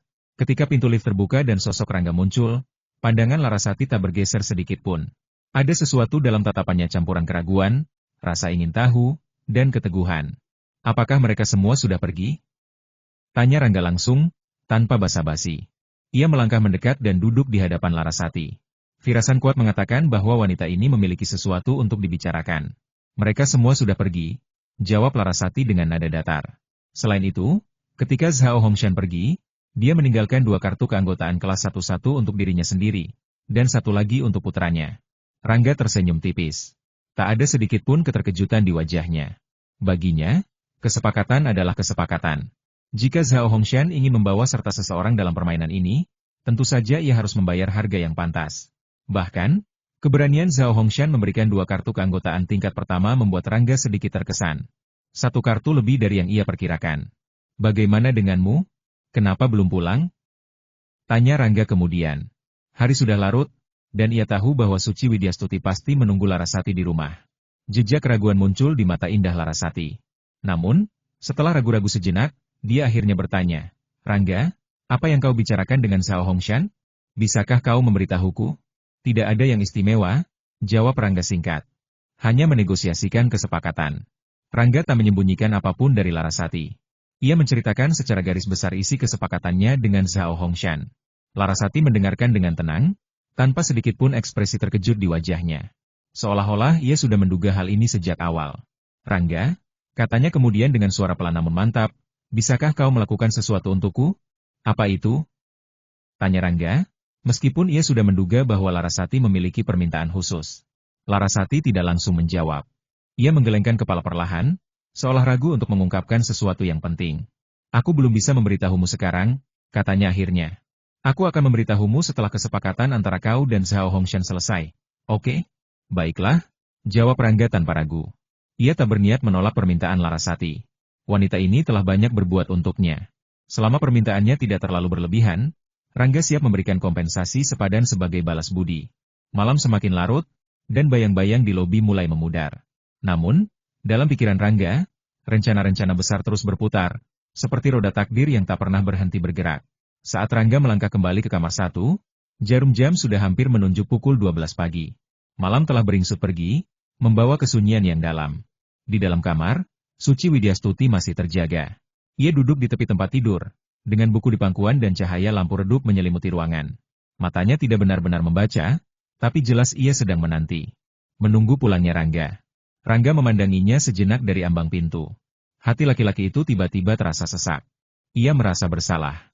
Suci datang untuk menemani, tetapi hari ini waktunya hanya sebentar saja ia habiskan bersama wanita itu. Bahkan dalam waktu singkat itu, ia sempat membuat Suci bersedih. Melihat kedatangan Rangga, Suci bangkit berdiri. Suaranya lembut seperti biasa. Rangga, aku sudah siapkan camilan tengah malam. Mau? Hanya satu suku kata yang keluar dari mulut Rangga. Namun dalam anggukan kecil itu tersirat rasa lapar setelah melewati malam yang panjang. Kalau begitu, pergilah cuci muka dulu. Aku akan panaskan camilannya, ujar Suci sambil tersenyum kecil, lalu berjalan menuju dapur. Rangga memandangi punggung Suci yang menjauh. Hatinya hangat. Kelembutan dan kasih sayang Suci selalu hadir tanpa banyak bicara. Cukup dengan sikapnya yang tenang dan penuh makna. Dengan Suci, Rangga serasa pulang ke rumah yang damai. Setelah mencuci wajah dan membersihkan diri, Rangga kembali ke ruang makan.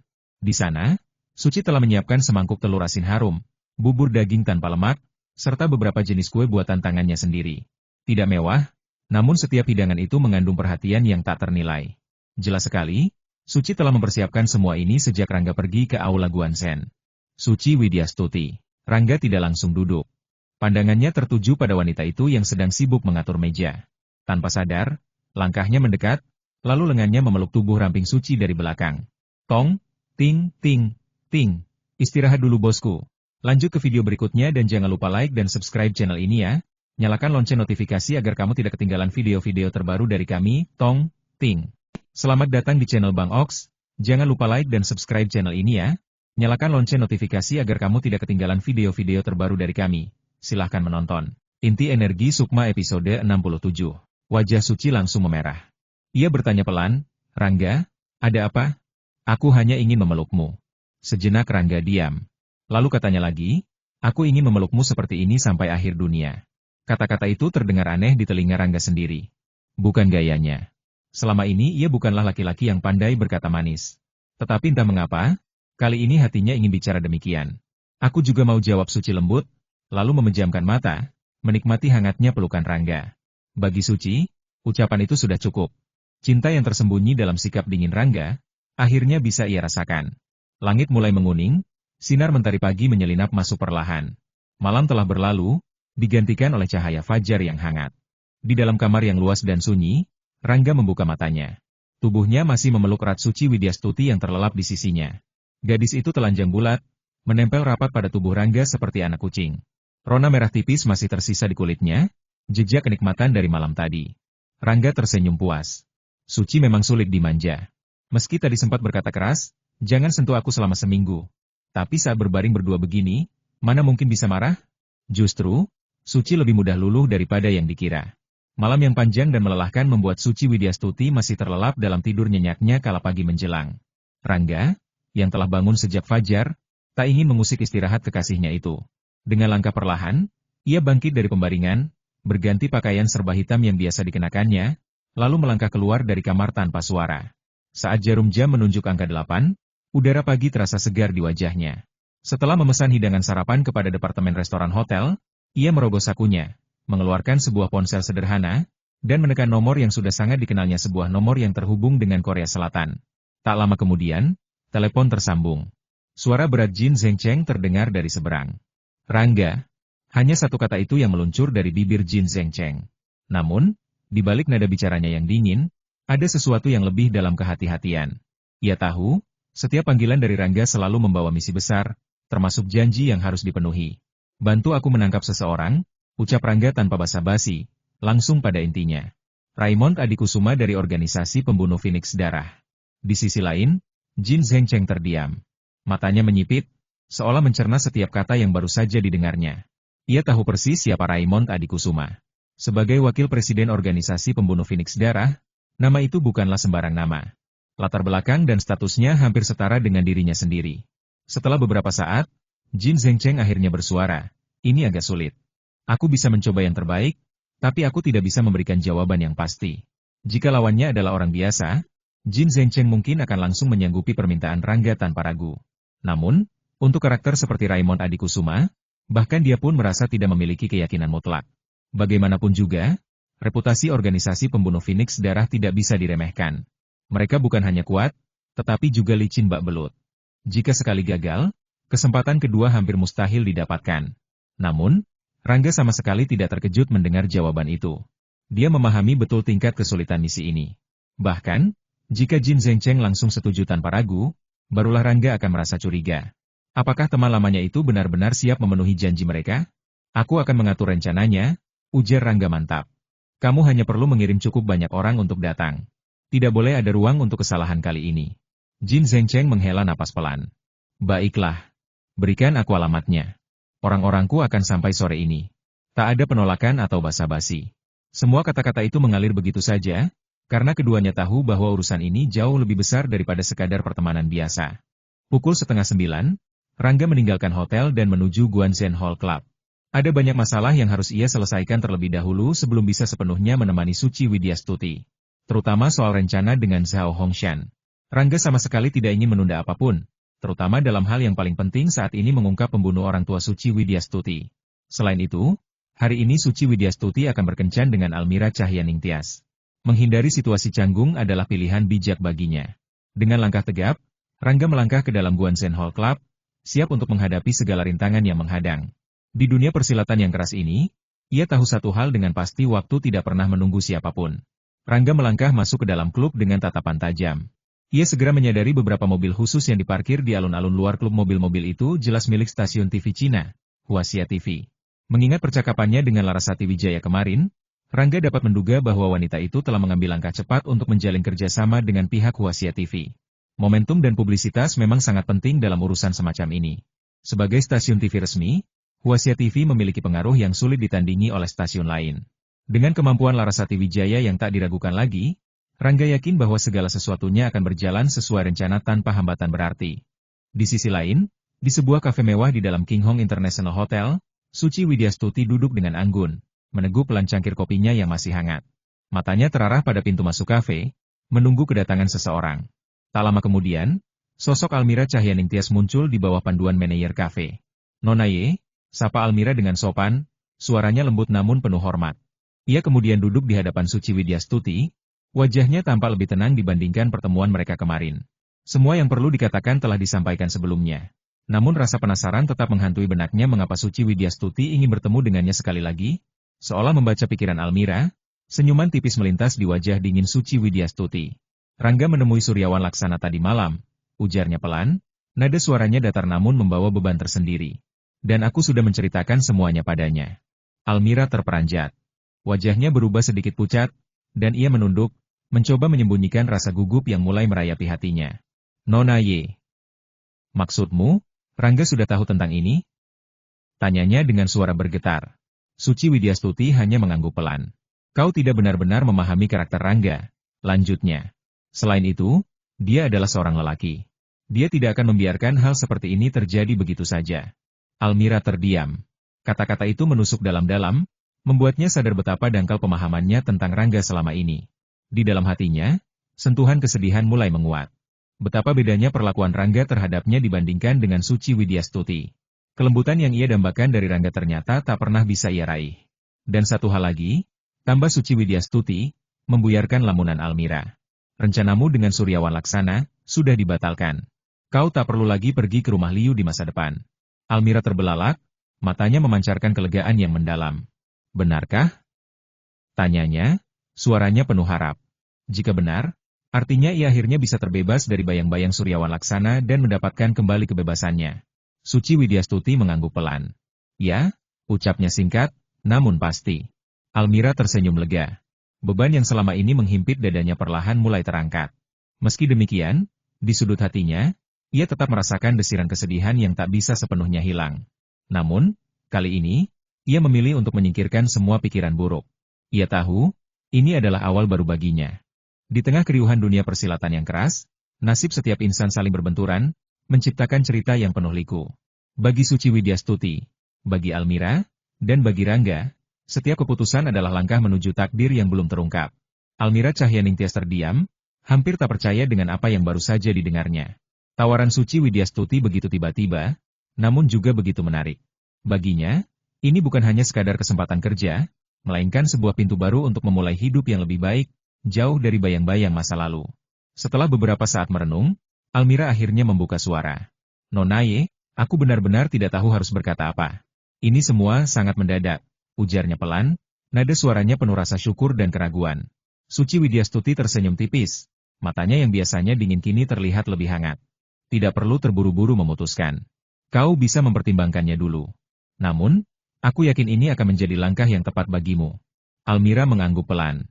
Ia tahu bahwa tawaran ini bukanlah sesuatu yang bisa ditolak begitu saja. Popularitasnya di kalangan masyarakat masih cukup tinggi, meskipun ia berniat meninggalkan industri hiburan. Menjadi juru bicara untuk King Hong International dan Hongluo Electronics akan memberikan stabilitas finansial serta reputasi yang baik, bahkan dalam jangka panjang. Namun, ada satu hal yang membuatnya ragu hubungannya dengan Rangga. Meski Suci Widyastuti tampak begitu murah hati dan percaya penuh pada Rangga, Almira tidak bisa sepenuhnya melepaskan perasaannya sendiri. Ia tahu betapa istimewanya Rangga bagi Suci Widyastuti, dan ia sadar bahwa dirinya tak akan pernah bisa menggantikan posisi itu. Bagaimana jika aku tetap memilih untuk pergi ke kampung halamanku? Tanya Almira pelan, mencoba menjajaki batas toleransi Suci Widyastuti. Suci Widyastuti tertawa kecil, seolah sudah menduga pertanyaan itu. Itu adalah hakmu, Nona Zuo. Aku tidak akan memaksamu untuk tinggal. Namun, ingatlah bahwa dunia ini luas. Jika kau memutuskan untuk kembali ke ibu kota suatu hari nanti, pintu King Hong International selalu terbuka untukmu. Kata-kata itu terdengar begitu tulus, tanpa sedikit pun nada menyindir atau mengintimidasi. Almira merasa lega. Namun di sisi lain, ia juga merasa iri. Iri pada sosok Suci Widyastuti yang begitu tegar, percaya diri, dan mampu mengendalikan segala situasi dengan kepala dingin. Di mata Almira, Suci Widyastuti adalah gambaran sempurna dari seorang wanita yang mandiri namun tetap berkelas. Baiklah, ujar Almira akhirnya, dengan senyum lembut di wajahnya. Aku akan mempertimbangkan tawaranmu, Nona Ye. Terima kasih atas kemurahan hatimu. Suci Widyastuti mengangguk, lalu menyesap kopinya yang sudah dingin. Tidak masalah. Aku hanya ingin kau tahu bahwa kau memiliki pilihan. Pilihan untuk menjalani hidup yang lebih baik, tanpa harus terjebak dalam bayang-bayang masa lalu. Di luar kafe, angin musim semi berhembus pelan, membawa aroma bunga yang segar. Almira Cahyaningtyas melangkah keluar dengan perasaan yang lebih ringan dibandingkan saat ia datang. Ia tahu bahwa keputusan besar menantinya di depan. Namun untuk pertama kalinya dalam waktu lama, ia merasa optimis tentang masa depan. Sementara itu, Suci Widyastuti tetap duduk di kursinya, memandangi cangkir kopi yang hampir kosong. Pikirannya melayang pada Rangga, pada masa depan mereka, dan pada tantangan yang masih harus dihadapi.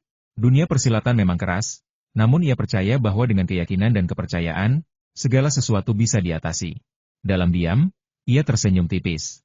Sebuah senyuman yang penuh arti, namun juga menyimpan rahasia-rahasia yang hanya bisa dimengerti oleh mereka yang berada di dalam pusaran ceritanya.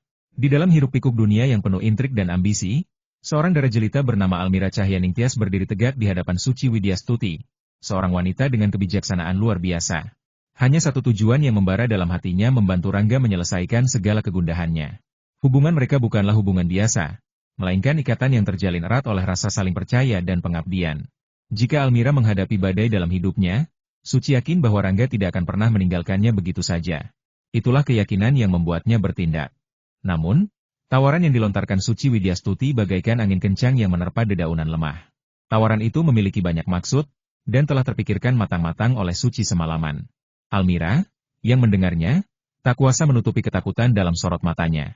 Ia memandang Suci dengan pandangan penuh keraguan, seolah sulit mempercayai apa yang didengarnya. Kau ingin aku menjadi juru bicara citra selama 10 tahun? Ucap Almira, suaranya bergetar.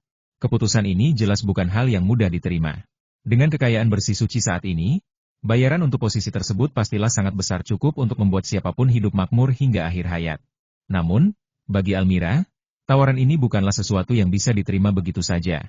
Nona Ye, katanya dengan nada tegas namun sopan, aku dapat mendukung King Hong International dan Hongluo Electronics secara cuma-cuma. Namun, jika kau ingin membayar atas dukungan itu, aku harus menolak. Almira merasa ada beban besar di pundaknya.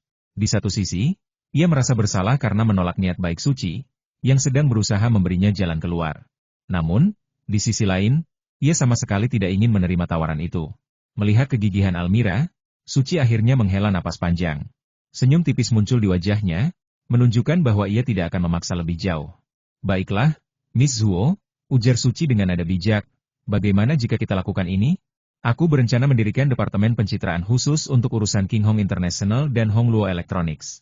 Jika kau tertarik, aku akan mempercayakanmu untuk memimpin departemen tersebut. Bagaimana? Meski Almira telah berhasil menolak tawaran sebelumnya, permintaan baru ini jauh lebih sulit untuk ditampik. Ia hanya bisa menjawab dengan ragu-ragu. Nona Ye, bolehkah aku memikirkannya lebih dulu? Suci tersenyum kecil. Tentu saja. Pikirkanlah dengan tenang. Aku tidak ingin kau tergesa-gesa memberikan jawaban. Pada saat yang sama, di tempat lain, Rangga tengah menyelesaikan tugasnya sebagai dokter ajaib. Meski tak banyak anggota klub yang benar-benar datang untuk berobat, kebanyakan dari mereka hanya ingin memastikan kondisi tubuh mereka dalam keadaan baik. Ada pula beberapa yang sakit parah, dan mereka langsung dirawat tanpa harus membuat janji terlebih dahulu setelah mendapat konfirmasi dari pihak klub. Dalam waktu kurang dari 2 jam, Rangga berhasil menyelesaikan semua perawatan yang dijadwalkan. Sebenarnya, ia ingin segera pulang untuk menghabiskan lebih banyak waktu bersama Suci Widyastuti. Namun, tepat saat ia sedang mengemasi barang-barangnya, sosok Larasati Wijaya muncul di pintu dengan tatapan serius. Rangga, program sudah dibahas. Kini tinggal menyesuaikan jadwalmu dan nama acara agar bisa dilaksanakan secara resmi, ujar Larasati dengan nada tegas. Setelah seharian bekerja keras, ia berhasil menegosiasikan semua perjanjian kerjasama dengan stasiun televisi. Rangga mengangguk pelan. Aturlah rencana perjalananmu. Ini hampir akhir bulan, jadi mari mulai pada awal bulan depan. Masih ada beberapa hari tersisa, dan Rangga berencana menggunakan waktu itu untuk menangani urusan Raimond Adikusuma serta menikmati momen bersama Suci. Mendengar jawaban Rangga, Larasati segera membuka buku catatannya dan memeriksa jadwal serta janji temu yang akan datang. Setelah memastikan semuanya, ia berkata, kalau begitu, kita mulai pada tanggal 1 bulan depan. Aku akan mengatur ulang jadwalmu nanti. Nama programnya? Tanya Larasati kemudian. Terserah padamu, jawab Rangga santai. Yang penting adalah prosesnya, bukan nama yang terlalu berkonotasi. Larasati memutar bola matanya, menyembunyikan senyum tipis di balik ekspresi seriusnya. Baiklah, aku akan adakan pertemuan nanti untuk memutuskan nama programnya. Dan dengan demikian, roda-roda kehidupan mereka terus berputar, membawa mereka menuju takdir yang belum terungkap. Rangga mengangguk pelan, lalu berkata dengan nada datar, itu saja. Jika tidak ada yang lain, saya akan pergi dulu. Larasati Wijaya mendengus pelan, senyumnya menyiratkan sesuatu yang tak terucapkan. Lupakan saja. Meski aku bisa menjaga orang-orangmu, aku tak mungkin menjaga hatimu. Kau lebih baik kembali menemani Suci Widyastutimu, ujarnya dengan nada sedikit masam. Entah bercanda atau serius, aroma kekecewaan itu terasa begitu kental di udara. Rangga terdiam sejenak, tak menanggapi kata-kata itu. Ia memilih untuk segera meninggalkan tempat itu tanpa berkata apa-apa lagi. Setelah berbicara dengan Larasati, Rangga melangkah keluar dari Guansen Hall Club dan langsung menuju mobilnya. Namun, tepat saat ia hendak menyalakan mesin mobil, ponselnya tiba-tiba berdering. Di layar tertera nomor regional Korea, dan di bawahnya tertulis nama Kim Jong-sung. Rangga mengangkat telepon itu. Suara di seberang sana terdengar tenang namun penuh keyakinan. Rangga, saya sudah mengatur orang-orang yang Anda inginkan, ujar Kim Jong-sung. Total ada 12 orang. Penerbangan sore ini diperkirakan tiba di ibu kota sebelum jam 5. Informasi dan kontak mereka sudah saya kirimkan melalui faks ke nomor yang Anda tentukan. Silakan lihat dulu. Jika ada pertanyaan, Anda bisa menghubungi saya kapan saja. 12 pembunuh elit dari organisasi pembunuh Tai Chi tak salah lagi. Mereka adalah para algojo andalan yang memiliki reputasi gemilang di dunia hitam. Dalam sekejap, kilatan kepuasan melintas di mata Rangga. Jin Zhengcheng benar-benar tidak mengecewakan. Para pembunuh ini tak hanya mahir dalam seni membunuh, tetapi juga ahli dalam menggunakan senjata api dan pisau. Mereka adalah kelompok legendaris bernama Ratu Ular, yang telah lama menjadi andalan Tai Chi. Dengan operasi yang matang dan pengaturan strategis, Rangga yakin peluang untuk menangkap Raimond Adikusuma hidup-hidup mencapai lebih dari 90%. Setelah menutup telepon, Rangga segera menginjak pedal gas, melaju dengan kecepatan tinggi menuju King Hong International Hotel. Ketika ia tiba di kamar 1, Suci Widyastuti tampak sibuk di dapur, menyiapkan makan siang untuk Rangga. Wanita itu tak hanya ingin menemani, tetapi juga menjaga Rangga dengan caranya sendiri. Baginya, sebagai calon istri yang baik, menyiapkan makanan 3 kali sehari adalah kewajiban yang tak bisa diabaikan. Melihat Suci Widyastuti yang tengah asyik di dapur, Rangga berniat membantu. Namun, baru saja ia melangkah masuk, Suci langsung mengusirnya dengan tatapan tegas. Pergi, jangan ganggu aku di dapur. Kau hanya akan membuat berantakan. Katanya dengan nada yang tak terbantahkan. Rangga pun mengalah. Ia berjalan menuju ruang belajar yang kini telah menjadi wilayah kerjanya. Begitu membuka pintu, ia langsung melihat sejumlah dokumen yang baru saja dicetak oleh mesin faks. Dokumen-dokumen itu dikirim oleh Kim Jong-sung, berisi informasi lengkap dan kontak dari 12 pembunuh elit grup Ratu Ular. Grup Ratu Ular kelompok pembunuh yang terkenal di dunia bawah tanah. Mereka bukan sekadar pembunuh bayaran biasa, melainkan kombinasi sempurna antara keahlian bertarung dan kemampuan menggunakan senjata modern. Tak heran jika nama mereka begitu disegani di kalangan tentara bayaran. Semua anggota grup ini memiliki standar tinggi, baik dalam hal fisik maupun mental. Rangga membaca dokumen itu dengan cermat, satu persatu nama dan profil mereka terpampang jelas di hadapannya. Ia tersenyum tipis, puas dengan pengaturan yang dilakukan Jin Zhengcheng. Dengan kekuatan grup Ratu Ular di sisinya, rencananya untuk menangkap Raimond Adikusuma semakin dekat dengan kenyataan. Di balik ketenangannya, Ada bara api yang menyala di dalam diri Rangga. Ini bukan sekadar misi, ini adalah langkah penting menuju keadilan yang telah lama ia nantikan. Rangga melangkah mantap ke dalam pabrik yang sunyi, meninggalkan jejak-jejak percaya diri di setiap langkahnya. Zhao Hongshan mengikuti dari belakang, ekspresinya terus berubah antara kagum dan waspada. Di sampingnya, dua pengawalnya tampak lebih tegang. Mata mereka menyapu sekeliling dengan gerakan cepat, siap menangkap tanda-tanda bahaya. Di dalam pabrik, udara terasa dingin dan hening, hanya sesekali terdengar suara angin yang menerobos celah-celah jendela yang retak. Gedung perkantoran 3 lantai di belakang bangunan utama tampak seperti sebuah benteng yang tak bernyawa. Namun, Rangga tahu bahwa di balik dinding-dinding itu, 12 pembunuh elit tim Ratu Ular sedang menunggu menyatu dengan bayangan, tak terlihat namun selalu hadir. Zhao Hongshan mencoba memecah keheningan. Rangga, aku harus akui, ini adalah langkah yang sangat berani. Bahkan aku sendiri tidak pernah membayangkan bisa menggunakan tim Ratu Ular untuk masalah ini. Kau benar-benar telah membuatku terkejut. Rangga hanya tersenyum tipis tanpa menjawab. Bukan karena ia sombong, tetapi ia tahu bahwa ini bukan tentang keberaniannya. Ini semua berkat Jin Zhengcheng, pria yang memiliki visi lebih besar daripada sekadar membalas dendam. Rangga yakin bahwa Jin Zhengcheng memiliki rencana lain di balik bantuannya ini, mungkin untuk menghancurkan aliansi rahasia antara Blood Phoenix Society dan organisasi pembunuh Sakura. Namun, untuk saat ini, yang penting baginya adalah memastikan Raymond Adikusuma tak lagi menjadi ancaman. Mereka memasuki gedung perkantoran. Lorong-lorongnya kosong, hanya ada gema langkah kaki mereka yang terdengar samar-samar. Di lantai ketiga, pintu ruang rapat terbuka lebar, memperlihatkan 12 sosok yang berdiri dalam formasi rapi. Mereka semua mengenakan pakaian serba hitam, wajah mereka tertutup topeng, dan aura dingin menyelimuti ruangan. Meski tak ada satupun dari mereka yang bersuara, kehadiran mereka begitu kuat, seolah-olah mereka adalah bayangan maut yang siap menyergap. "Selamat datang," kata salah satu dari mereka dengan suara datar tapi tegas. Ia melangkah maju, menundukkan kepala sedikit sebagai tanda hormat kepada Rangga. "Kami adalah tim Ratu Ular. Kami siap menerima perintah Anda." Rangga mengangguk pelan. "Baik. Saya ingin kalian mempelajari target kita terlebih dahulu. Raymond Adikusuma bukan orang biasa. Dia memiliki banyak keahlian bertarung dan jaringan informasi yang luas. Namun, saya yakin kalian bisa menemukan cara untuk mendekatinya tanpa terdeteksi." Salah satu anggota tim, seorang wanita dengan tatapan tajam seperti elang, berkata, "Kami sudah mempelajari profilnya. Dia memang kuat, tapi kami memiliki metode kami sendiri untuk menghadapi musuh seperti dia." Zhao Hongshan, yang berdiri di belakang Rangga, tak bisa menahan diri untuk tidak bergumam. Ini benar-benar kombinasi super. Dengan kekuatan tim Ratu Ular dan strategi Rangga, Raymond Adikusuma pasti akan jatuh. Rangga tak berkomentar. Ia hanya menatap para pembunuh itu dengan sorot mata tajam. "Kita tidak punya banyak waktu. Operasi ini harus dimulai secepat mungkin. Jika kita berhasil, maka langkah selanjutnya adalah mengambil alih kendali Blood Phoenix Society sepenuhnya." Para anggota tim Ratu Ular saling bertukar pandang sejenak, lalu pemimpin mereka berkata, "Anda bisa percayakan semuanya kepada kami. Kami tidak gagal dalam misi apapun." Rangga tersenyum tipis. Ia tahu bahwa janji itu bukanlah omong kosong belaka. Dengan kombinasi kecerdasan, strategi, dan kekuatan brutal tim Ratu Ular, Raymond Adikusuma tak akan punya kesempatan untuk lolos. Setelah pertemuan singkat itu, Rangga dan Zhao Hongshan meninggalkan gedung perkantoran. Udara malam terasa lebih dingin, tetapi Rangga merasakan bara api yang menyala di dalam dirinya. Ini adalah awal dari akhir bagi Raymond Adikusuma. Dan setelah itu, ia akan memanfaatkan Zhao Hongshan untuk mencapai tujuan utamanya, menemukan dalang di balik semua penderitaan Suci Widyastuti.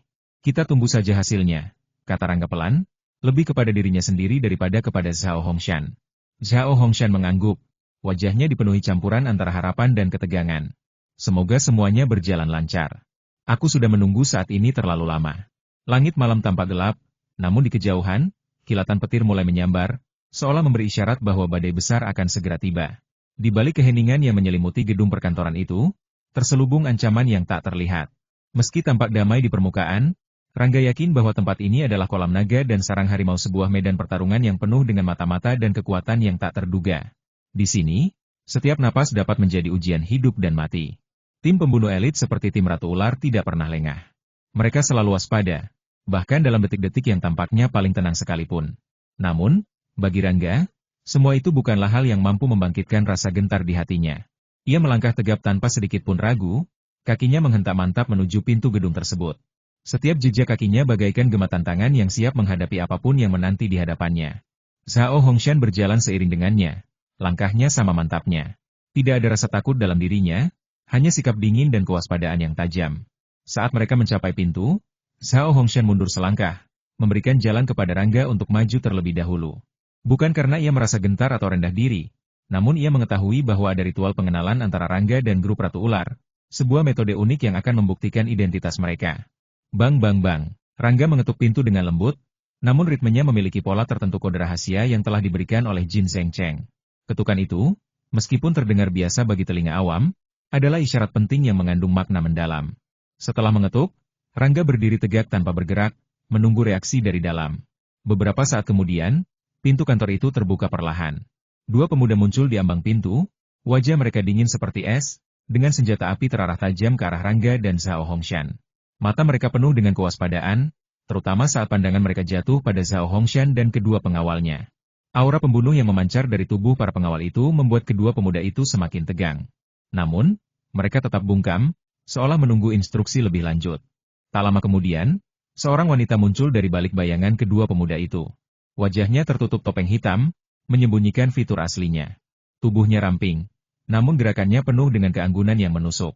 Usianya tampaknya tidak lebih dari 25 tahun, namun aura dingin yang menyelimutinya membuatnya terlihat seperti dewi kematian yang tak tersentuh.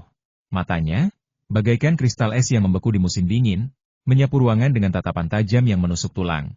Dingin yang dipancarkannya bukan hanya sekadar sikap, melainkan dingin yang mendarah daging seakan-akan belas kasihan adalah kata yang tak pernah ada dalam kamus hidupnya. Rangga mengenalinya meskipun belum pernah bertemu sebelumnya. Nama panggilannya adalah Ular Hijau, seorang penasehat militer yang juga ahli dalam belasan bahasa. Kejeniusannya tak terbantahkan, dan reputasi kejamnya sudah melegenda di kalangan dunia bawah. Siapa mereka? Tanya Ular Hijau langsung. Suaranya datar namun tajam, mengiris udara seperti pedang. Bahasa Mandarinya sempurna, tanpa celah. Matanya beralih dari Rangga ke Zhao Hongshan dan kedua pengawalnya, penuh dengan keraguan dan kewaspadaan. Rangga menjawab dengan nada tenang, namanya Zhao Hongshan, wakil presiden Blood Phoenix Society. Dia adalah mitra kita kali ini.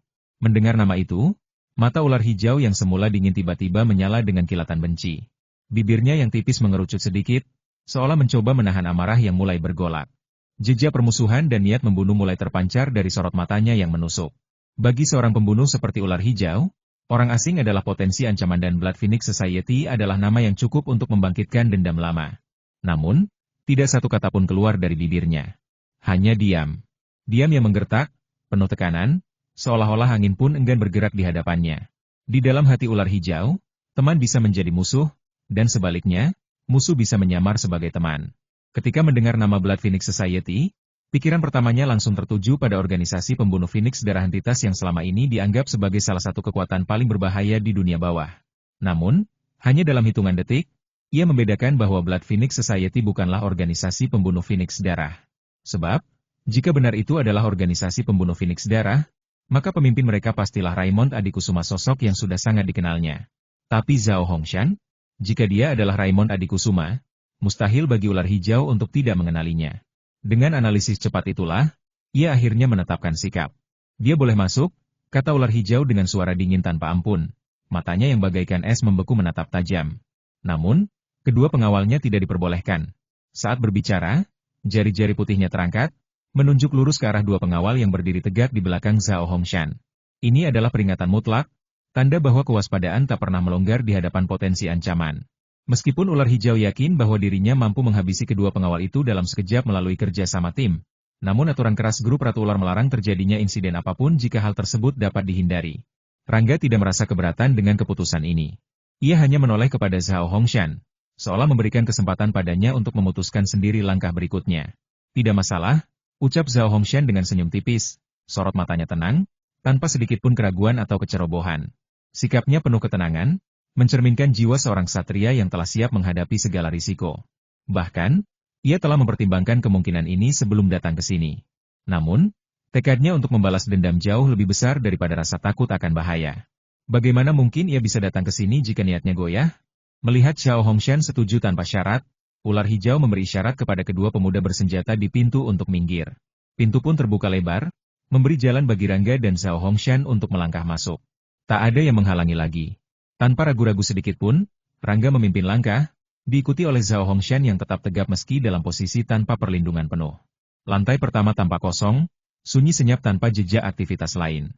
Jelas sekali, Anggota tim Ratu Ular lainnya berada di lantai atas, entah di lantai 2 atau 3. Namun, saat Rangga dan Zhao Hongshan masuk lebih dalam, ular hijau memberi aba-aba kepada kedua pemuda itu untuk tidak melakukan penggeledahan. Mereka cukup mundur selangkah, tapi tetap waspada. Pistol di tangan mereka mungkin sudah diturunkan, namun gerakan tubuh mereka tetap rapi dan siaga. Jika saja Rangga atau Zhao Hongshan melakukan gerakan mencurigakan sedikit saja, serangan mematikan pasti akan dilancarkan tanpa ampun. Langkah-langkah mereka membawa mereka menuju lantai 2. Di sana, ruang resepsi yang luas telah disiapkan. 9 orang pria dan wanita duduk dengan sikap tenang di aula, menanti kedatangan mereka. Dari total hampir 30 anggota tim Ratu Ular, hanya 12 orang yang dipilih oleh Jin Zhengcheng untuk misi ini. 12 orang itu terdiri dari 9 pria dan 3 wanita. Namun, di antara semua sosok yang duduk di sana, hanya 4 orang yang benar-benar menarik perhatian Rangga. Salah satunya tentu saja ular hijau wanita yang baru saja mereka temui di pintu masuk. Dialah otak strategi di balik operasi grup Ratu Ular. Kemampuannya bukan hanya terbatas pada penguasaan lebih dari 10 bahasa asing, melainkan juga pada kecakapan luar biasa dalam mengendalikan situasi lapangan. Hampir semua rencana dan taktik yang digunakan oleh tim pembunuh ini adalah hasil pemikirannya. Tanpa kehadirannya, kekuatan grup Ratu Ular akan berkurang drastis, setidaknya sebesar 30%.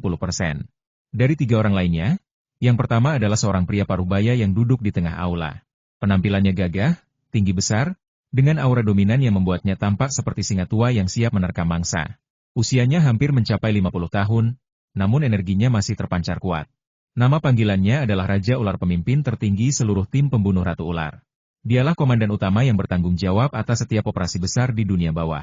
Keberaniannya legendaris, dan reputasinya sebagai pembunuh paling tangguh telah tersebar luas di kalangan para penjahat maupun agen rahasia. Di bawah kendali Raja Ular dan Ular Hijau, grup Ratu Ular menjadi kekuatan yang tak tergoyahkan, sebuah mesin pembunuh yang begitu presisi sehingga sulit dicari celahnya. Yang kedua adalah seorang wanita yang duduk di sebelah kanan Raja Ular yang sedang bermain-main dengan laptop. Wanita ini dijuluki Electric Snake. Dia bukan hanya seorang pembunuh, tapi juga seorang super hacker.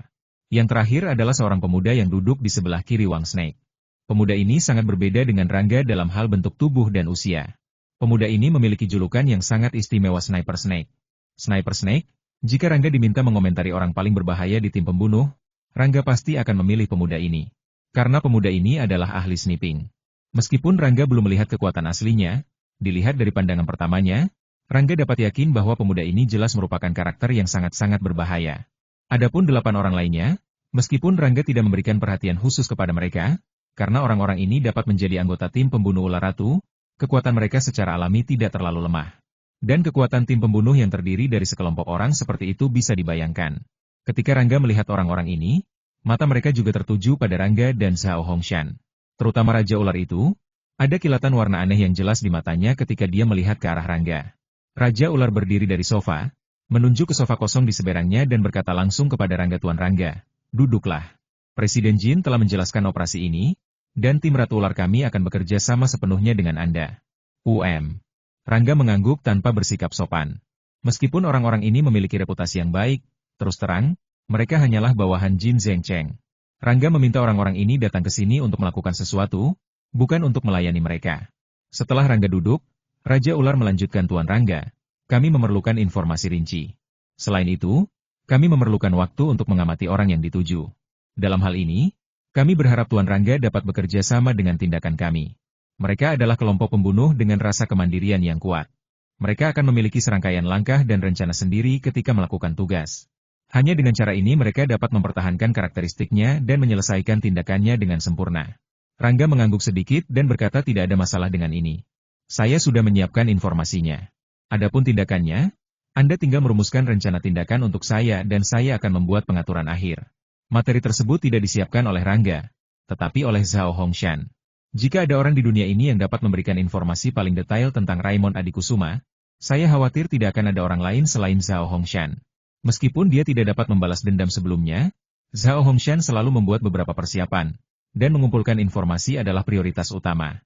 Informasi itu tidak hanya mencakup informasi dasar, tetapi juga mencakup referensi Raimon Adikusuma, tempat-tempat yang dia suka kunjungi, kekasih yang dia dukung di luar, DLL.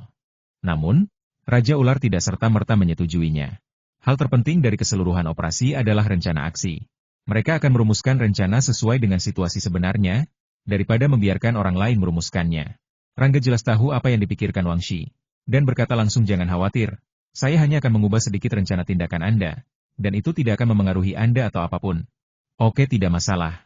Yang menjawab kalimat ini bukanlah Raja Ular, melainkan ular hijau di sampingnya. Sebagai jiwa dari seluruh kelompok Ratu Ular, ular hijau memiliki kekuatan pengambilan keputusan yang lebih berwibawa daripada Raja Ular dalam hal ini. Di bawah langit senja yang mulai meredup, Rangga dan Zhao Hongshan meninggalkan pabrik semen dengan langkah mantap. Udara di sekitar mereka terasa berat, namun tak ada kata yang terucap hingga beberapa saat kemudian. Pabrik itu, meski tampak kusam dan sunyi, bakal menjadi markas sementara bagi tim Ratu Ular. Namun, Rangga tidak berniat mencampuri urusan mereka lebih jauh. Baginya, rencana ini haruslah mudah, tanpa kerumitan yang berlebih. Apa yang telah dilakukan sebelumnya pun tidak perlu ia pikirkan lagi. Kekuatan tim Ratu Ular cukup untuk membuatnya tenang. Tuan Rangga, ucap Zhao Hongshan dengan nada datar namun sopan, aku tidak tahu apakah engkau punya waktu luang. Bagaimana kalau kita mencari tempat duduk sejenak? Ke klubku? Jawab Rangga singkat, tanpa basa-basi. Bagus, sahut Zhao Hongshan. Tanpa banyak bicara lagi, keduanya melangkah bersama menuju Guanzhen Hall Club yang letaknya tak begitu jauh dari pabrik semen. Dalam waktu singkat, bayangan mereka telah muncul di depan pintu klub yang megah. Zhao Hongshan memerintahkan kedua pengawalnya untuk tetap tinggal di dalam mobil, sementara dia mengikuti Rangga menuju kantornya di dalam klub. Ruangan itu sederhana, namun terasa hangat dengan aroma teh yang baru diseduh. Tuan Zhao, katakan saja apa yang ingin kau sampaikan, ujar Rangga dingin. Sikapnya tidak terlalu ramah, karena hubungan antara dirinya dan Zhao Hongshan hanyalah sekadar kerjasama, bukan persahabatan. Namun, sebagai tuan rumah, Rangga tetap menyuguhkan secangkir teh harum kepada tamunya. Itu adalah bentuk hormat dasar yang ia pegang teguh. Zhao Hongshan, yang biasa dengan kesederhanaan, tidak mempermasalahkan hal-hal kecil semacam itu. Setelah menyesap tehnya, dia menatap Rangga dengan pandangan penuh keyakinan. Tuan Rangga, apakah engkau tahu latar belakang sebenarnya dari Raimond Adikusuma? Tanyanya pelan, namun nada suaranya menusuk. Rangga hanya mengangguk, tanpa berkata apa-apa. Matanya yang tajam menatap Zhao Hongshan, menunggu lanjutan pembicaraannya. Bisakah kau jelaskan tentang keluarga Adikusuma? Zhao Hongshan melanjutkan, tak menyadari bahwa dendam mendalam mengalir di antara Rangga dan keluarga besar itu. Aku tahu bahwa Raimond Adikusuma berasal dari keluarga Adikusuma, jawab Rangga datar, seolah menyembunyikan lautan amarah di balik kata-katanya. Mendengar jawaban itu, Zhao Hongshan menatap Rangga dengan raut wajah terkejut. Kemudian, dia melanjutkan dengan suara serius, Raimond Adikusuma adalah pion yang digunakan oleh keluarga Adikusuma untuk mengendalikan organisasi pembunuh Phoenix Darah. Jika engkau menggoyang posisinya, itu sama saja dengan menyerang langsung keluarga Adikusuma. Oleh karena itu, tidak boleh ada kesalahan sedikit pun dalam masalah ini. Jika gagal, kita berdua akan menjadi sasaran balas dendam dari organisasi pembunuh Phoenix Darah dan keluarga Adikusuma. Ucapan Zhao Hongshan terdengar berat, namun penuh kebenaran. Meskipun dia sangat percaya diri dengan kekuatan tim Ratu Ular, dia tidak bisa gegabah dalam urusan sebesar ini. Rangga mendengarkan dengan tenang. Dia memahami maksud Zhao Hongshan, namun dalam hatinya, ia hanya yakin sekitar 80%. Baginya, kepastian seperti itu sudah cukup untuk sebuah rencana. Ia lalu menjawab dengan suara rendah, terserah manusia untuk merencanakan, tapi hasil akhirnya ada di tangan Tuhan. Selama tidak ada hal yang tak terduga, operasi ini tidak akan gagal. Dengan kata-kata itu, Rangga menutup pembicaraan. Di balik ketenangannya, api kebencian terus menyala, siap untuk membakar musuh-musuhnya hingga tak tersisa. Zhao Hongshan tak ingin Rangga berjanji apapun kepadanya. Ia hanya ingin mengingatkan, memberi peringatan halus agar pemuda itu tidak gegabah dalam melangkah. Mendengar kata-kata Rangga yang tenang namun penuh keyakinan, Zhao Hongshan mengangguk pelan. Matanya yang tajam menatap lurus ke arah Rangga, lalu ia berkata dengan nada mantap, aku dapat bekerja sama sepenuhnya denganmu dalam operasi ini. Selama engkau memiliki kebutuhan, aku akan berusaha semaksimal mungkin untuk membantu menyelesaikannya. Baiklah, sahut Rangga singkat. Aku akan menghubungimu jika ada sesuatu yang kubutuhkan. Rangga tak menampik kebaikan Zhao Hongshan. Dari kata-katanya, ia bisa merasakan bahwa Zhao Hongshan mungkin juga akan mengambil beberapa langkah sendiri sebagai bentuk antisipasi. Namun, Rangga sama sekali tak berniat mencampuri urusan itu. Baginya, hubungan mereka hanya sebatas kerjasama. Tujuan mereka sama Raimond Adikusuma. Di meja makan malam yang hangat, Suci Widyastuti duduk di samping Rangga. Gadis itu menatap wajah suaminya yang sedang menikmati hidangan manis dengan senyum bahagia. Setelah beberapa saat, ia akhirnya bertanya dengan nada penuh harap. Rangga, kenapa kita tidak membeli rumah di ibu kota? Bagaimana menurutmu? Meski kamar satu di hotel cukup nyaman, tempat itu tetap terasa seperti penginapan sementara, bukan rumah dalam arti sebenarnya. Suci Widyastuti tahu bahwa Rangga akan tinggal di ibu kota untuk waktu yang lama, hampir sepanjang hari. Oleh karena itu, membeli rumah di sini adalah pilihan yang masuk akal. Rangga mengangguk setuju tanpa ragu. Oke, katanya mantap. Aku sudah lama memikirkan hal ini. Aku akan menelepon Suryawan Laksana nanti dan menanyakan apakah ada rumah yang cocok. Kita bisa langsung ke sana besok. Suci Widyastuti tersenyum lebar mendengar jawaban itu. Hatinya dipenuhi rasa bahagia. Sejak awal, Rangga selalu tinggal di tempat orang lain dulu di kediaman Tuan Wibisana, kemudian di villa keluarga Wibisana di ibu kota, dan sekarang di hotel ini. Jika ia masih lajang, mungkin itu tak masalah. Namun, kini ia telah bersama Suci Widyastuti, dan Rangga mulai merasa bahwa memiliki rumah sendiri adalah sebuah keharusan. Apalagi, kondisi keuangannya saat ini sangat stabil. Tak ada tekanan sama sekali untuk membeli rumah. Menurut Larasati Wijaya, Rangga menghasilkan uang dalam jumlah besar setiap harinya. Pendapatan Guanzen Hall dalam 2 hari terakhir saja sudah mencapai angka fantastis. Dan semua ini baru permulaan. Saat klinik gratis berskala nasional selesai diadakan, jumlah anggota Guanzen Hall pasti akan meningkat drastis. Pada saat itu, kekayaan Rangga mungkin bisa melampaui Tuan Mahayuni. Melihat Rangga begitu antusias, Suci Widyastuti tak bisa menyembunyikan kebahagiaannya. Ia berharap memiliki rumah yang benar-benar milik mereka berdua, sebuah tempat yang bisa disebut rumah. Jika mereka membeli rumah di ibu kota, maka mereka akan memiliki 2 tempat tinggal, satu di ibu kota, dan satu lagi di Jinceng. Suryawan Laksana, setelah mendengar kabar bahwa Rangga ingin membeli rumah, langsung bergerak cepat. Ia mendaftarkan beberapa villa kelas atas untuk dipilih Rangga, termasuk beberapa yang merupakan miliknya sendiri. Jika Rangga menyukainya, Suryawan Laksana bahkan rela memberikannya secara cuma-cuma. Baginya, puluhan juta rupiah untuk sebuah villa kelas atas bukanlah masalah besar. Harta kekayaannya begitu melimpah sehingga nominal tersebut tak lebih dari secuil debu. Tak hanya itu, Suryawan Laksana juga mengirimkan foto-foto villa tersebut melalui faks. Malam itu, Rangga dan Suci Widyastuti mempelajarinya dengan cermat. Mereka berdiskusi hingga larut malam, mempertimbangkan mana yang paling cocok untuk mereka. Keesokan paginya, mereka langsung berangkat menggunakan mobil untuk melihat villa-villa itu secara langsung. Di bawah sinar matahari pagi yang cerah, pasangan itu melangkah penuh harapan menuju masa depan yang lebih baik. Rumah impian mereka tampak semakin dekat. Layaknya oase bagi jiwa-jiwa yang haus akan ketenangan dan kebahagiaan. Di bawah langit pagi yang cerah, Rangga dan Suci Widyastuti melangkah keluar dari kediaman mereka sebelum matahari sepenuhnya naik. Udara segar menyelimuti tubuh mereka saat mobil meluncur ke arah kawasan villa elit di dekat Xiangshan. Perjalanan hanya memakan waktu 20 menit dari Guanzen Hall Club, cukup singkat untuk memenuhi kebutuhan mobilitas Rangga tanpa mengorbankan kenyamanan. Suryawan Laksana telah menyiapkan segalanya dengan cermat. Seorang manajer senior menyambut mereka dengan ramah begitu tiba di lokasi. Dengan sikap hormat, sang manajer mengantar pasangan itu berkeliling villa yang dipilih secara khusus oleh Suryawan Laksana, sebuah mahakarya arsitektur yang dikelilingi oleh pemandangan alam yang indah. Villa ini bukan sekadar tempat tinggal. Ia adalah simbol kemewahan yang dirancang dengan presisi luar biasa.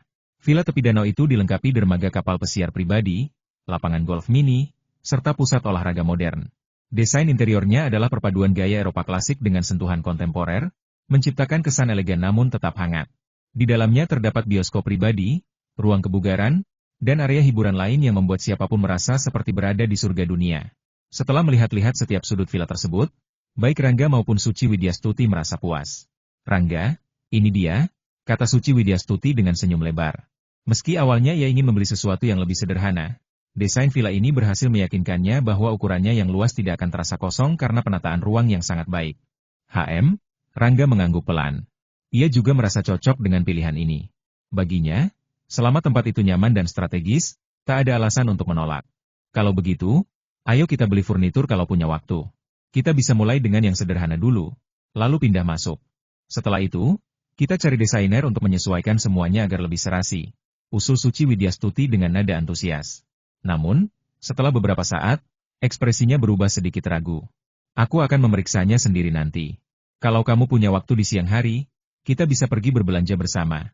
Ia tahu betul bahwa Rangga tengah sibuk dengan urusan bisnisnya. Klub Guanzen Hall, balas dendam besar-besaran, hingga misi mendekati Zhao Hongshan, semua itu membutuhkan perhatian penuh darinya. Oleh karena itu, Suci Widyastuti tak ingin menjadi beban bagi suaminya. Suci Widyastuti, maafkan aku tidak bisa meluangkan banyak waktu untukmu akhir-akhir ini, ucap Rangga dengan nada penuh penyesalan. Matanya menatap istrinya dengan rasa bersalah.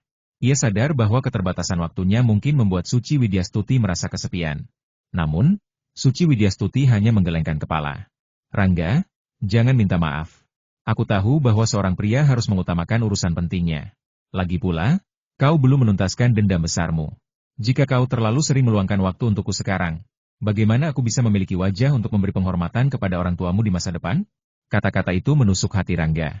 Ia tak mampu berkata apa-apa lagi.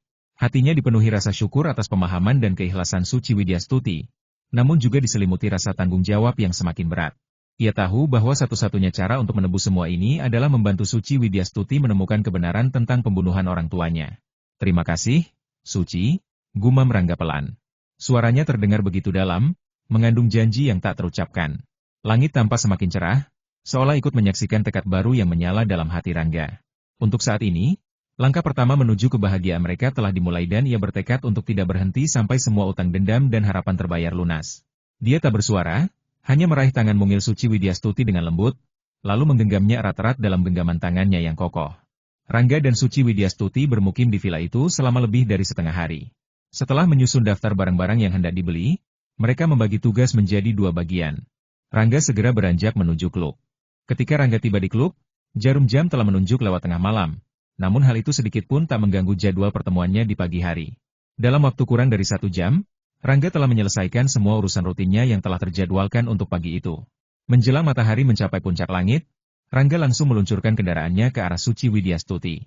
Bersama-sama, mereka memilih beberapa perabot sederhana serta alat-alat listrik, kemudian mengirimkannya ke villa. Setelah itu, keduanya melangkah masuk ke sebuah department store besar, membeli segala kebutuhan dapur, kamar mandi, hingga ruangan-ruangan lainnya. Setelah semua barang tersedia dan apa yang harus dibeli telah rampung disiapkan, urusan pemindahan menjadi begitu mudah.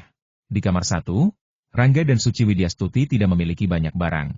Mereka hanya perlu memindahkan seluruh pakaian mereka.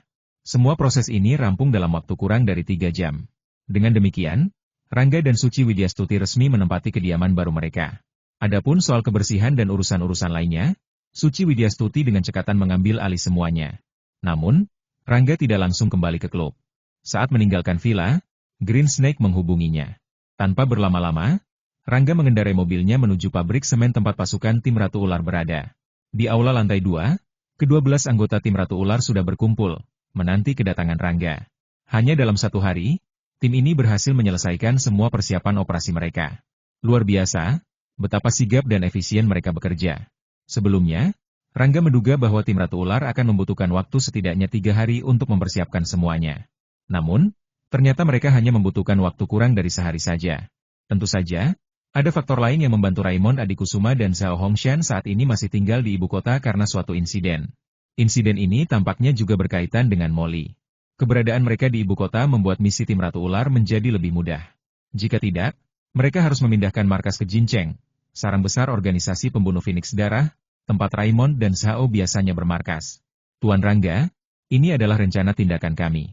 Silakan periksa terlebih dahulu, ucap Green Snake dengan hormat. Rangga lalu duduk di antara sofa di aula, dan Green Snake menyerahkan dokumen rencana tersebut kepadanya.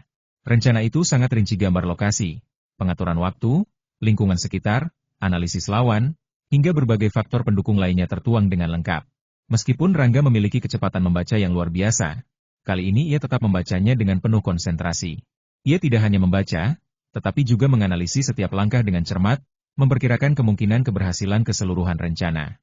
Tepatnya, Green Snake telah menyiapkan 2 rencana tindakan, 1 rencana utama dan 1 lagi sebagai cadangan darurat. Rangga menghabiskan hampir 10 menit untuk mempelajari dan menganalisis seluruh isi dokumen itu. Setelah selesai membacanya, satu perasaan mendominasi benak Rangga, rasa keberanian. Melihat Rangga telah menyelesaikan membaca seluruh rencana aksi, ular hijau berkata dengan nada tenang namun penuh keyakinan, "Tuan Rangga, kami telah mempelajarinya secara mendalam. Target kita sangat protektif dan harus ditangkap hidup-hidup. Dalam situasi seperti itu, baik menghentikan perampokan di tengah jalan maupun menyerang secara tiba-tiba memiliki tingkat ketidakpastian yang sangat tinggi. Oleh karena itu, kami memutuskan untuk langsung menyerang kediaman target." Ular hijau adalah otak dari seluruh tim Ratu Ular, penyusun strategi segala operasi besar mereka. Semua rencana tindakan, tanpa terkecuali, harus melalui analisis mendalam dan perencanaan matang olehnya sebelum dapat dilaksanakan. Seperti yang dikatakannya, menangkap seseorang hidup-hidup jauh lebih sulit daripada membunuhnya. Apalagi jika target berada di luar kediamannya, kemungkinan Raymond Adikusuma melarikan diri masih sangat besar. Sebab, kekuatan pelindung di balik Raymond Adikusuma bukanlah hal yang bisa diremehkan. Oleh karena itu, dalam situasi ini, Menyerang Raimond Adikusuma secara langsung di kediamannya adalah cara yang paling aman. Di ibu kota, Raimond Adikusuma memiliki sebuah villa pribadi, tetapi pertahanan di villa tersebut jauh lebih lemah dibandingkan dengan villa di Jincheng. Inilah salah satu alasan utama mengapa tim Ratu Ular memilih untuk bertindak di ibu kota. Jika berada di Jincheng, rencana ini tidak akan pernah disusun, karena kekuatan pertahanan di sana benar-benar mengerikan. Adapun rencana tambahan, Green Snake tak perlu menjelaskan lebih lanjut. Rencana cadangan itu adalah rencana pembunuhan jika target tidak dapat ditangkap hidup-hidup. Maka opsi terakhir adalah menghabisi nyawa Raimond Adikusuma tanpa ampun. Rangga mengangguk pelan. Ia setuju dengan analisis Green Snake, namun tetap bertanya, seberapa yakin kalian dengan rencana ini? Green Snake tampaknya sudah memprediksi pertanyaan itu. Dengan tenang ia menjawab, kami telah menyelidiki kediaman Raimond Adikusuma secara langsung. Mengenai kekuatan pertahanan di sana, kami setidaknya 70% yakin dapat menangkap target hidup-hidup, dan 90% yakin bahwa kami dapat membunuhnya. Keyakinan 70% sudah cukup bagi tim pembunuh untuk melakukan satu percobaan. Bagi mereka, angka itu bahkan terbilang tinggi. Bahkan jika tingkat kepastian hanya mencapai 30%, pada dasarnya aksi itu tetap bisa dilakukan, meskipun kerugian besar kemungkinan tak terhindarkan. Namun, dengan kekuatan tim Ratu Ular, menembus pertahanan Villa Raimond Adikusuma bukanlah hal yang mustahil. Meskipun pertahanan villa itu kuat, kekuatan tim Ratu Ular jauh lebih menakutkan. Apalagi dengan penembak jitu andalan Rangga, senjata pamungkas itu siap menjadi ujung tombak serangan. Baiklah, kata Rangga dengan suara mantap, mari kita lanjutkan sesuai rencana ini. Aku tidak akan mengubah apapun. Hanya ada satu permintaan, tangkap target hidup-hidup sebanyak mungkin. Rangga langsung menyetujui rencana tersebut tanpa ragu. Jika itu rencana lain, mungkin ia akan memberikan beberapa masukan atau perubahan. Namun, kali ini ia tidak merasa perlu. Alasannya sederhana, ia akan ikut terjun langsung ke medan pertempuran. Jika tim Ratu Ular berhasil menangkap Raimond Adikusuma hidup-hidup, ia akan tetap bersembunyi di balik layar. Namun, jika gagal, Rangga sendiri yang akan turun tangan untuk menyelesaikan misi. Setelah meninggalkan pabrik semen, Rangga langsung menghubungi Zhao Hongshan. Tidak ada sepatah kata pun di telepon, hanya undangan singkat untuk datang ke Guanzhen Hall Club. Apakah rencananya sudah selesai? Zhao Hongshan tiba dengan sangat cepat. Kurang dari 10 menit setelah Rangga menutup telepon, ia sudah berada di klub. Begitu melihat Rangga, Zhao Hongshan tak sabar untuk bertanya, bahkan sebelum sempat duduk. Ada kegembiraan yang tersirat di wajahnya, seolah ia tahu bahwa momen penting dalam hidupnya saat-saat yang paling dinantikan segera tiba. Sudah ditentukan, jawab Rangga dengan nada datar, namun sorot matanya menyiratkan tekad yang tak tergoyahkan. Rangga duduk termenung sejenak di ruangan yang kini sunyi setelah kepergian Zhao Hongshan. Sorot matanya menunjukkan ketenangan, namun di balik itu tersirat sebuah tekad baja yang tak tergoyahkan.